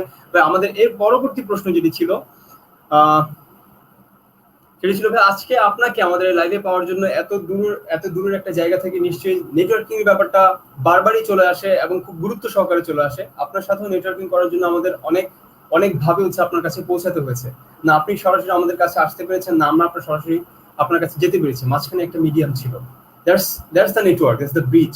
আজকে আমরা খুব আনন্দের সাথে স্মরণ করতে যাচ্ছি সেই ব্যক্তির নামটি, আমাদের রাজশাহী ইউনিভার্সিটিরই খুবই আমাদের প্রিয় বড় ভাইয়া, এবং রাজশাহী ইউনিভার্সিটি সায়েন্স ক্লাবের সাথে যুক্ত ছিলেন দীর্ঘদিন, আমাদেরকে সহযোগিতা করছেন তুর্য আরিফ জাহাঙ্গীর ভাইয়া, যার নাম না বললেই নয়।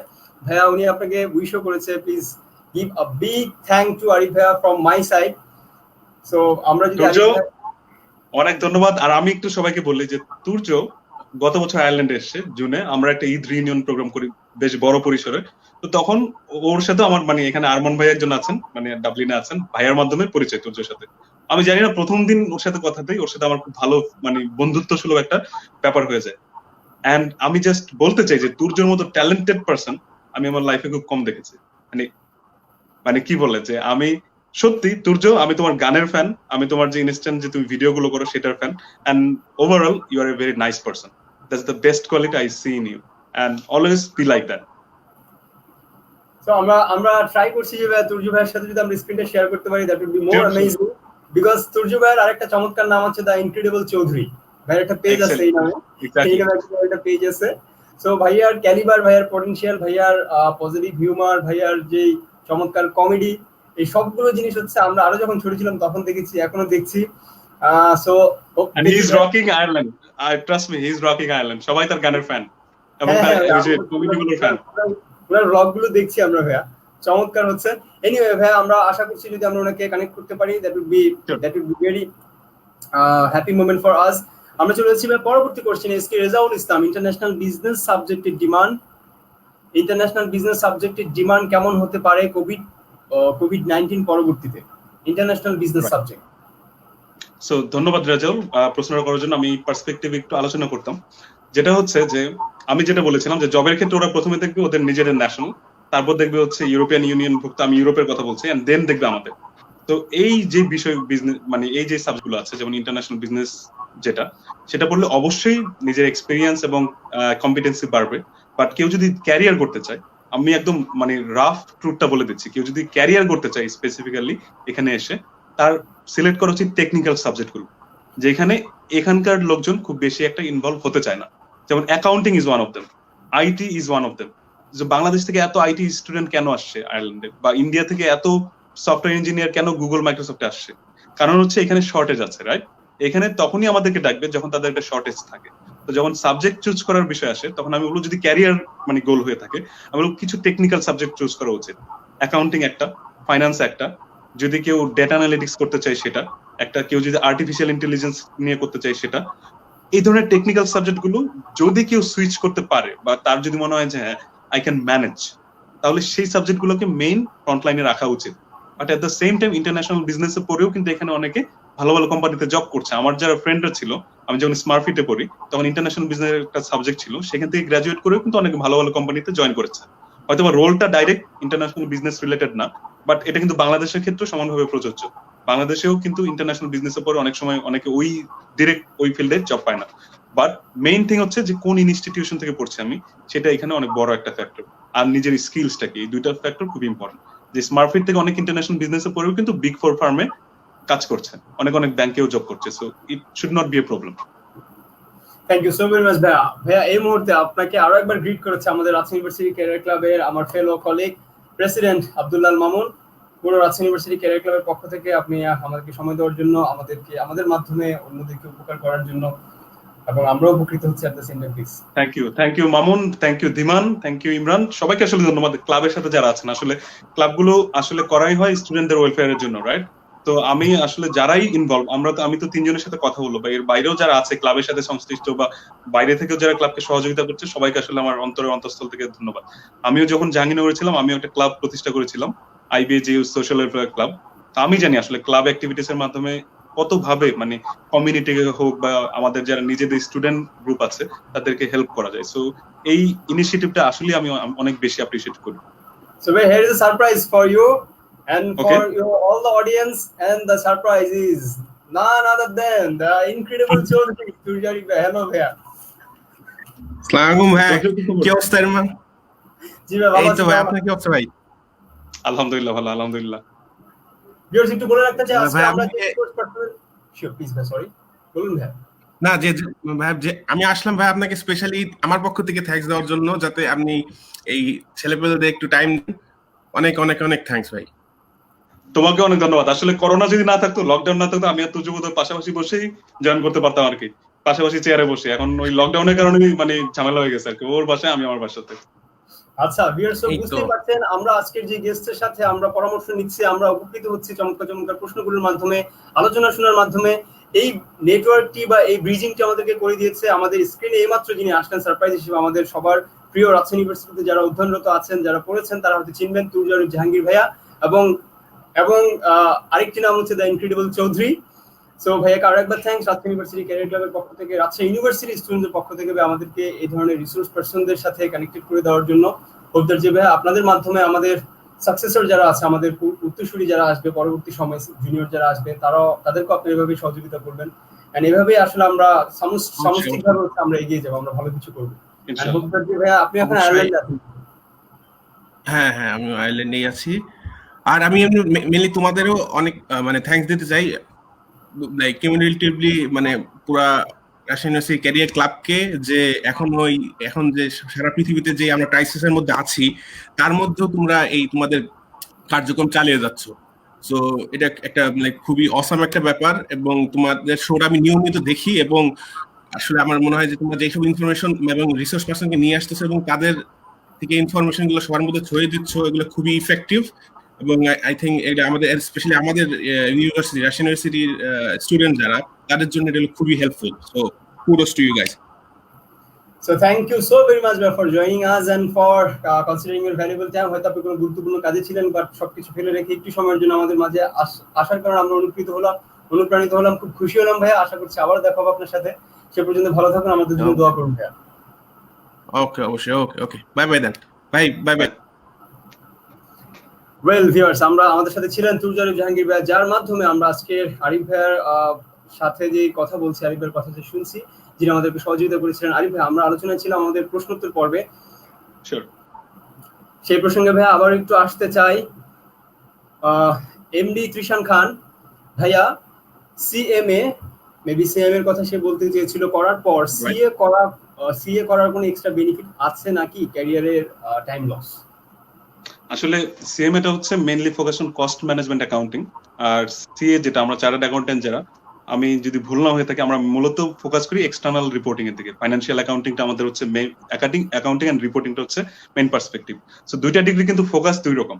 এবং অনেক দেশে যেটা হয় যে অনেক দেশে হচ্ছে যে সিএ টার ডিমান্ডটা অনেক বেশি, বা সিএ টা একটা রিকগনাইজড ডিগ্রি, মানে ওভারঅল যদি আমি ওয়ার্ল্ড ওয়াইড চিন্তা করি। আয়ারল্যান্ডের পার্সপেক্টিভ থেকে চিন্তা করলে কেউ সিএমএ যদি করে অবশ্যই একটা বেনিফিট, বাট যদি সেটাকে সে আরো কিছু এক্সট্রা কোর্স করে সিএ করতে পারে, that will be a global worldwide recognised degree. সেটা বাংলাদেশের ক্ষেত্রে অ্যাপ্লিকেবল। এবং আয়ারল্যান্ডের যারা চার্টার্ড অ্যাকাউন্টেন্সি অর্গানাইজেশন আছে বা যে কোম্পানিগুলো আছে, তার সিএমএ কে, মানে আমি জাস্ট আমার অনেস্ট অপিনিয়নটা দিচ্ছি, তারা বাংলাদেশের সিএমএ কে যতটুকু না চিনবে, তারা কিন্তু হচ্ছে সিএ বা চার্টার্ড অ্যাকাউন্টেন্সিটাকে এর চেয়ে অনেক বেশি চিনবে। তো অবশ্যই মানে হচ্ছে যদি কিছু এক্সট্রা কোর্স করে সিএটা করে ফেলা যায়, তখন কিন্তু অনেক অনেক অনেক বেশি বেনিফিট হতে পারে। হ্যাভিং সেড দ্যাট, আমাদের এখানে কনসার্ন যে ওয়ার্ল্ড ওয়াইড একটা কোম্পানি আছে, সেখানকার ফাইন্যান্সিয়াল কন্ট্রোলার কিন্তু আমাদের বাংলাদেশের একজন, আমাদের কামাল ভাইয়া। তো উনিও কিন্তু বাংলাদেশ থেকে সিএমএ করেছেন, কিন্তু উনি অনেক আগে আয়ারল্যান্ডে এসেছেন, মানে অনেক অনেক অনেক বছর আগে। তো যদি আমি বলি যে কেউ যদি ডাইনামিক চ্যালেঞ্জ নিতে চায় ক্যারিয়ার হিসাবে এখনকার সিচুয়েশনে, তখন আমি বলবো যে সিএটা হচ্ছে better than CM. Not better in terms of quality, but in terms of recognition. That's what I meant. Thank you so very much ভাই। আমাদের কমেন্টার যারা কমেন্ট করেছেন তাদেরকে আরো একবার অসংখ্য ধন্যবাদ জানাচ্ছি। কারো যদি কমেন্ট আমরা পিক না করতে পারি, প্লিজ আমাদেরকে অ্যাপোলজি করবেন। আমরা চেষ্টা করছি যে ম্যাক্স লেভেল প্রত্যেকের কমেন্ট গুলো যেন আমরা গুরুত্ব সহকারে আমরা পিক করতে পারি, এবং আপনাদের যথাযথ উত্তরটুকু যেন আমরা আমাদের গেস্ট যিনি আছেন তার কাছ থেকে শুনে নিতে পারি। ভাই, আমরা বলেছিলাম যে আপনার ফিন্যান্স এন্ড অ্যাকাউন্টিং হিসেবে যেহেতু আপনি কাজ করছেন, আমাদের কেন আমরা এই চলমান অর্থনৈতিক সংকটে আমাদের যে কোভিড প্যান্ডেমিক চলছে আমাদের অর্থ মানে মোটামুটি ওয়ার্ল্ডের ইকোনমিটা হচ্ছে একদম পড়ে যাচ্ছে বা পড়ে গিয়েছে, কিন্তু এখন প্রশ্ন হচ্ছে যে সেটা কি ভি শেপে পড়ে গিয়েছে নাকি সেটা ইউ শেপে পড়ে গিয়েছে নাকি সেটা এল শেপে পড়েছে। সো সেটা আরেকটা আর্গুমেন্ট, যেহেতু আমাদের হাতে সময় স্বল্পতা আছে আমরা একটু সরাসরি চলে যাচ্ছি। আমরা জানি যে এখন ইউ শেপে, সেটা মোটামুটি সবার মতামতের ভিত্তিতে এখন স্কলার যারা আছেন ইউ শেপে আছে, অর্থাৎ নিচে নামার পর একটু খানিকটা সময় হচ্ছে ওই লেভেলে থাকবে, তারপর আস্তে আস্তে আবার পিকে যাবে জিনিসটা।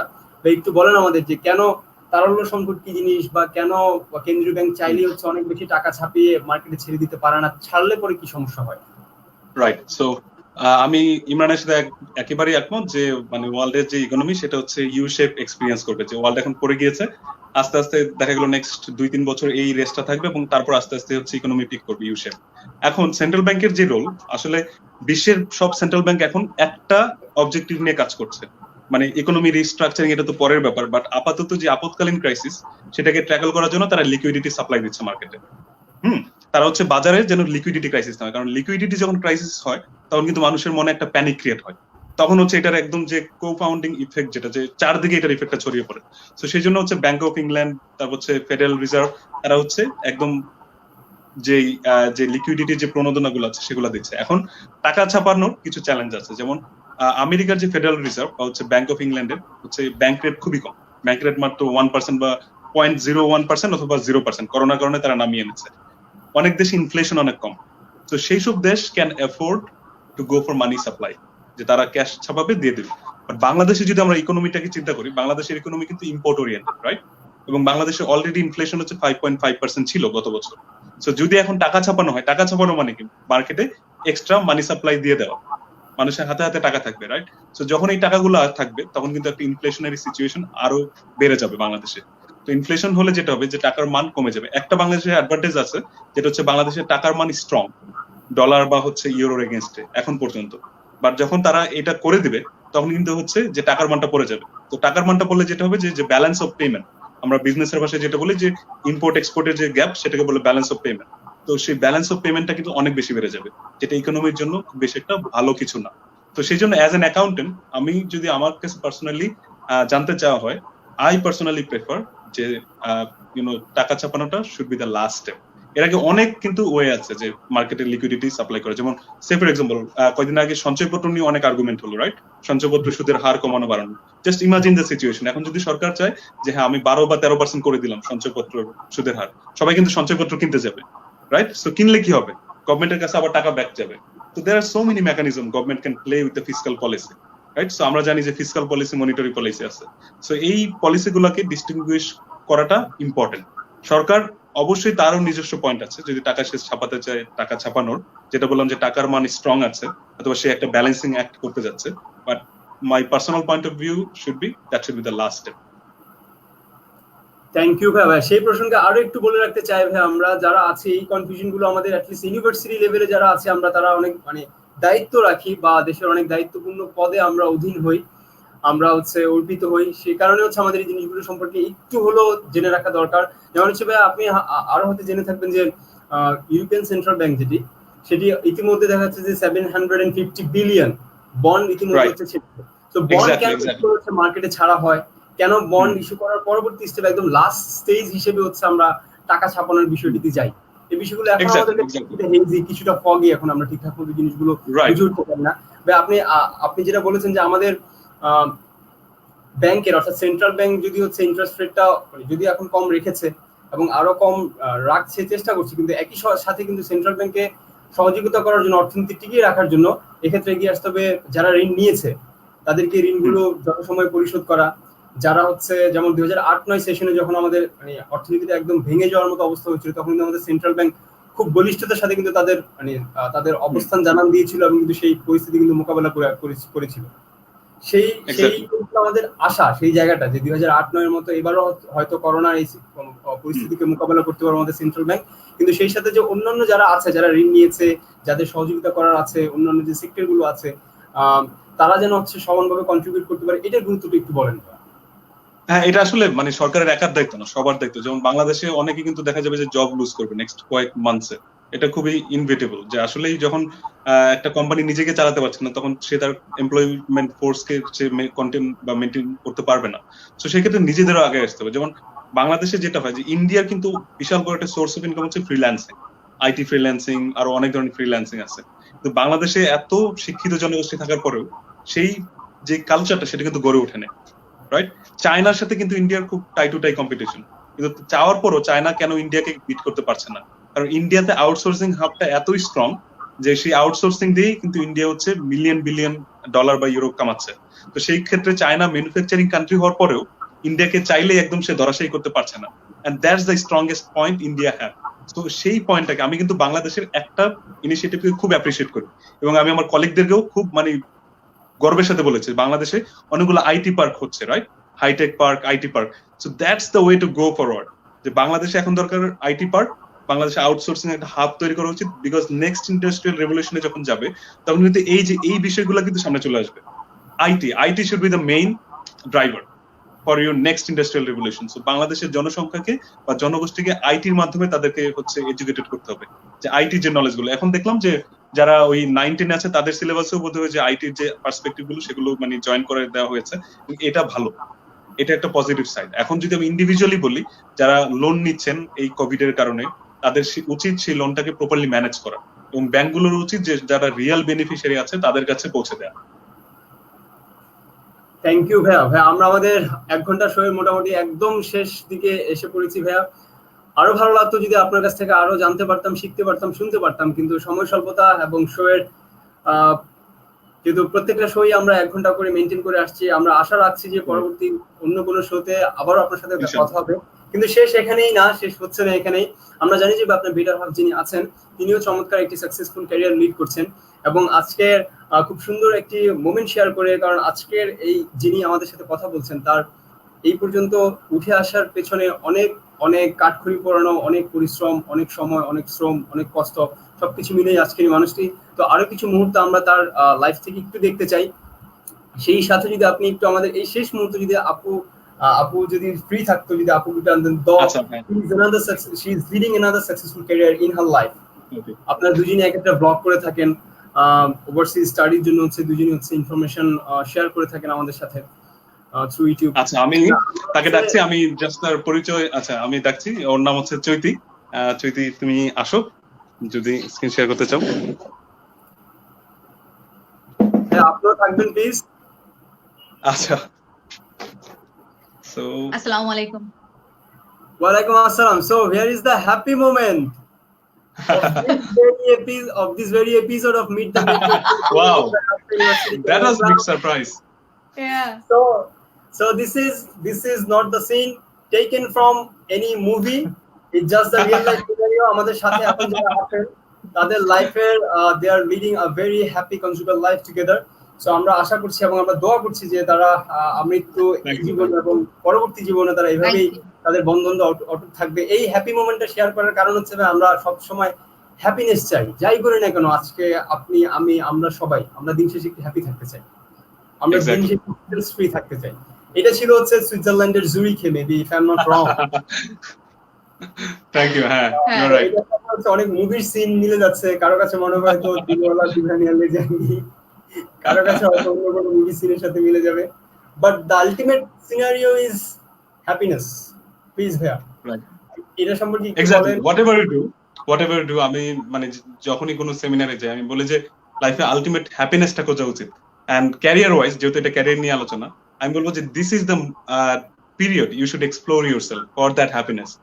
কথার কথা, আমার বিসিএস আমি দিচ্ছি সোশ্যাল পিয়ার প্রেসারে। সে ফর এক্সাম্পল কেউ যদি এরকম ভেবে থাকে না আমার ফ্যামিলি থেকে বলা হয়েছে, আমার এ থেকে বলা হয়েছে, যদি সে ওই লাইফটা এনজয় না করে, তার কাছে লাইফটা না 60 বছর পরে যে মিনিংফুল লাগবে না। সত্যি কথা যেটা, কেউ যদি মনে করে না আমার একটা ফ্রেন্ড সুইজারল্যান্ডে যে ছবি দিয়েছে এই জন্য আমার বিদেশে আসতে হবে, সে কিন্তু এসে ফ্যাটিগে ভুগবে, লোনলিনেসে ভুগবে। সো নিজেকে আসলে এক্সপ্লোর করা উচিত যে what makes you happy, that's the most important thing. I promise you যে লাইফে টাকা পয়সা মানে কি বলে যে সহায় সম্পত্তি বা স্ট্যাটাস, এটা after 60 years when you will evaluate your life, it will just make you depressed যদি নিজের হ্যাপিনেসটা না থাকে। Off to you, Choiti Apu. Thank you for coming over here. আপনিও আপু You're welcome. চমৎকার, আপনিও আয়ারল্যান্ডে জব করছেন আপু। আপনার কাছ থেকে আমরা খুব খুব শর্টলি যদি আপনি আমাদের সাথে একটু শেয়ার করতেন আপনার ক্যারিয়ারটা এবং আপনারা যে একত্রে কাজ করছেন এবং এট দ্য সেম টাইম আপনাদের যে কম্বিনেশন, আপনাদের যে understanding and bondage, that's very amazing the scenario shows to us. তো ব্রিফলি বলি, আমি জাস্ট আমার পড়াশোনা ইন্টারমিডিয়েট পর্যন্ত অবশ্য বাংলাদেশেই করেছি। এরপর ইউরোপের স্লোভাকিয়া থেকে আমি আমার মেডিকেল ডিগ্রি কমপ্লিট করি। তারপর ওখান থেকে আমি আয়ারল্যান্ডে ডাক্তার হিসেবে জয়েন করি। আমার ক্যারিয়ারের শুরু আয়ারল্যান্ডে এবং এখনো আলহামদুলিল্লাহ কন্টিনিউ করছি। এখন সাব স্পেশালাইজেশনে ঢুকে গেছি মেডিসিনের পর। এখন নিউরোলজি হলো আমার সাব স্পেশালিটি। আয়ারল্যান্ডের ম্যাটার হসপিটাল নামে একটা হসপিটাল আছে, ওই হসপিটালে আমি এখন নিউরোলজি রেজিস্ট্রার হিসেবে কাজ করছি। সো আলহামদুলিল্লাহ আশা আছে যে যদি ক্যারিয়ার ভালো চলে তো এখানে সাইন করতে পারবো। আমার এত স্ট্রাগলের কাহিনী নেই হয়তো এই কারণে আমার বাবা মা অনেক সাপোর্টিভ ছিল সবসময়, তারা করেছে। আর আল্লাহ সবচেয়ে বড় সহায়, সেটা আমি সবসময় বলি যে আমাদের পরিশ্রম লাগে এবং তার সাথে যখন আল্লাহ তাআলাও সাথে দেয় তখন অনেক সময় রাস্তা যথেষ্ট সহজ হয়ে যায়। তারপরও আমারও আয়ারল্যান্ডের ছোট শহর থেকে শুরু করতে হয়েছে, তারপর করে এখন ডাবলিন হলো আয়ারল্যান্ডের রাজধানী, যেটা একটা বড় শহর। ওখানে আমি অভিজ্ঞতা যখন অর্জন করে নিজেকে আয়ারল্যান্ডের পরিবেশ পরিস্থিতি, হেলথ সিস্টেমটা কিভাবে চলে, ওটা যখন আমি অভ্যস্ত হয়ে যাই, বোঝা শুরু করি, নিজের মধ্যে একটা কনফিডেন্স আসে, তারপরে এই বড় শহরে আসি এবং এখানে জব করা শুরু করি। এবং অবভিয়াসলি মেডিকেল সায়েন্সে একটা জিনিস থাকে যে ওরা পড়াশোনাটাও অনেক দেখে, ক্যারিয়ারে অ্যাচিভমেন্টটাও অনেক দেখে, যে কিসে আপনি কোথায় গেছেন, কতটা রিসার্চ করেছেন, কতটা পড়াশোনা করেছেন, আপনার একাডেমিক পারফরমেন্স কেমন ছিল, এবং জব পারফরমেন্সও কেমন। এখানে আবার সবগুলোই ভ্যালিড। তো অনেক সময় আপনার একাডেমিক পারফরমেন্স থাকার পাশাপাশি আপনার ইন্টারেস্ট গুলোকেও ওরা অনেক বেশি হাইলাইট করে। তো এখানে সব ক্ষেত্রেই আসলে নজর দেওয়া জরুরি। যদিও আমি বাইরে পড়েছি এই জন্য আমার পক্ষে ঢোকাটা আর একটু সহজ হয়েছে, কিন্তু বাংলাদেশি আমারও আরো কিছু কলিগ আছে, তারা বাংলাদেশ থেকেই পাশ করে এসেছে। এখানে একটা প্রেস নামে পরীক্ষা আছে যেটা দেয়া লাগে, এবং ওই পরীক্ষাটা দিয়ে পাশ করলে আলহামদুলিল্লাহ এখানে এখন চাকরি পাওয়া যায়। স্পেশালি কোভিড-19 হোক বা যে কোনো সেক্টরই হোক, হেলথ সেক্টরে সবসময়ই ডাক্তারদের প্রয়োজন পড়ে। এবং এখানে ডিপেন্ড করে যে কত টাকা ইনকাম করবে, কারণ বাংলাদেশে অনেকেরই, যাদের পসার আছে অনেকের, তাদের হয়তো ইনকাম অনেক বেশি। এখানে কাজ করার সুবিধাটা হচ্ছে যে আপনি নিয়ম নীতি মেনে সময় নিয়ে রোগীদের দেখার সুযোগ পান, এটা হলো আমার পার্সোনাল স্যাটিসফ্যাকশন। আর একটা ধীরে সুস্থে ওয়ার্ক এবং লাইফ ব্যালেন্স আছে, যেটা আপনি বললেন আমাদের কম্বিনেশন কিভাবে চলে। যদিও আমরা দুজনেই খুব ব্যস্ত থাকি, আমাদের অনকল থাকে, ডিউটি থাকে, ওর রাত হয়ে যায়, অনেক সময় আমাদেরও রাত হয়ে যায়। আর আমরা যখন দেখি যে আমরা খুবই ব্যস্ত, মনোটোনাস জীবন, ওই যে আপনি যেরকম আমাদের জুরিকে ট্রেন দেখালেন, এরকম হয়তো আরো কিছু এরকম ছবি আছে যে আমরা জাস্ট যে কয়দিন ছুটি পাই সেটা 3 দিন হোক বা 4 দিন হোক, আর বাসায় থাকি না, একদম কাঁধের মধ্যে ব্যাগ ঝুলায় বেরিয়ে যাই। তো এটার জন্য বিদেশ জরুরি না। আমাদের লাইফ থেকে আমরা যেটা শিখছি যে আমাদের আসলে মনোটোনাস লাইফ সবারই কম বেশি, তাই এই জন্য 2-3 দিনের জন্য সবার বেরিয়ে যাওয়া উচিত। সেটা আমার দেশের যে কোনো অঞ্চলে হোক, গ্রামের বাড়ি হোক, আমার কক্সবাজার হোক, সিলেট হোক, দেশের বাইরে হোক, যার যার সামর্থ্য যেখানে, কিন্তু বেরোনোটা জরুরি। কারণ বাইরে বেরোনো, ঘোরা মানুষের মনকে অনেক প্রসারিত করে, অনেক উদার করে, একটা নতুন অভিজ্ঞতা হয়, একটা নতুন পরিবেশে অভ্যস্ত হওয়ার অভিজ্ঞতা। তখন ওখান থেকে ফিরে এসে যখন আমরা আমাদের এই ব্যস্ত জীবনে আবার ফেরত আসি, তখন দেখা যায় যে না, আমরা নতুন একটা উৎসাহ খুঁজে পাই আমাদের এই কাজগুলোকে আরো বেটার করার জন্য। আর অনেক সময় আমাদের দুজনের এই মিল, যে আমরা এই যে ব্যাকপ্যাক হয়ে ঘুরে বেড়াই, এটাই সম্ভবত আমাদের বিবাহিত জীবনটারে ভালোই রেখেছে আলহামদুলিল্লাহ। আর আমি চৈতির প্রসঙ্গটি একটু বলি যে চৈতির প্যারেন্টস, মানে আমার শ্বশুর শাশুড়ি, ওনারা অনেক আগে থেকেই আয়ারল্যান্ডে আছেন। তো সেই ক্ষেত্রে আর কেউ বলেছিল যে তারা অনেক সাপোর্টিভ, কারণ হচ্ছে সে তার ফ্যামিলিকে এখানে পেয়েছে তার ক্যারিয়ারের শুরু থেকে। তো সেই দিকটা তার জন্য অনেক ভালো ছিল। বাট আমরা যেটা বললাম যে ম্যাক্সিমাম আমরা যারা আছি বাংলাদেশ থেকে আসি, তারা আসলে that journey is an alone journey, মানে একার জার্নি একার করতে হয় আর কি। তো সেক্ষেত্রেই বলবো যে আসলে ওই জার্নিটার জন্য নিজেকে প্রিপেয়ার করতে হবে। Not everyone is privileged like her, মানে ইভেন আমিও পাশে বসে আছি, আমিও তো প্রিভিলেজড ছিলাম না। সো সেই ক্ষেত্রে আমি মনে করি যে এখানে আমাদেরকে যারা দেখছেন, তো ওই পরিকল্পনাটা প্রয়োজন, ওই যেই নিজেরকে অ্যানালাইজ করে যে বিল্ড আপ করা যে বিষয়টা, সেটা আগে থেকেই প্রয়োজন নিজের। এন্ড অফ দ্য ডে আমি একটাই অ্যাড করবো যে career end of the day নিজেরই গড়তে হয়।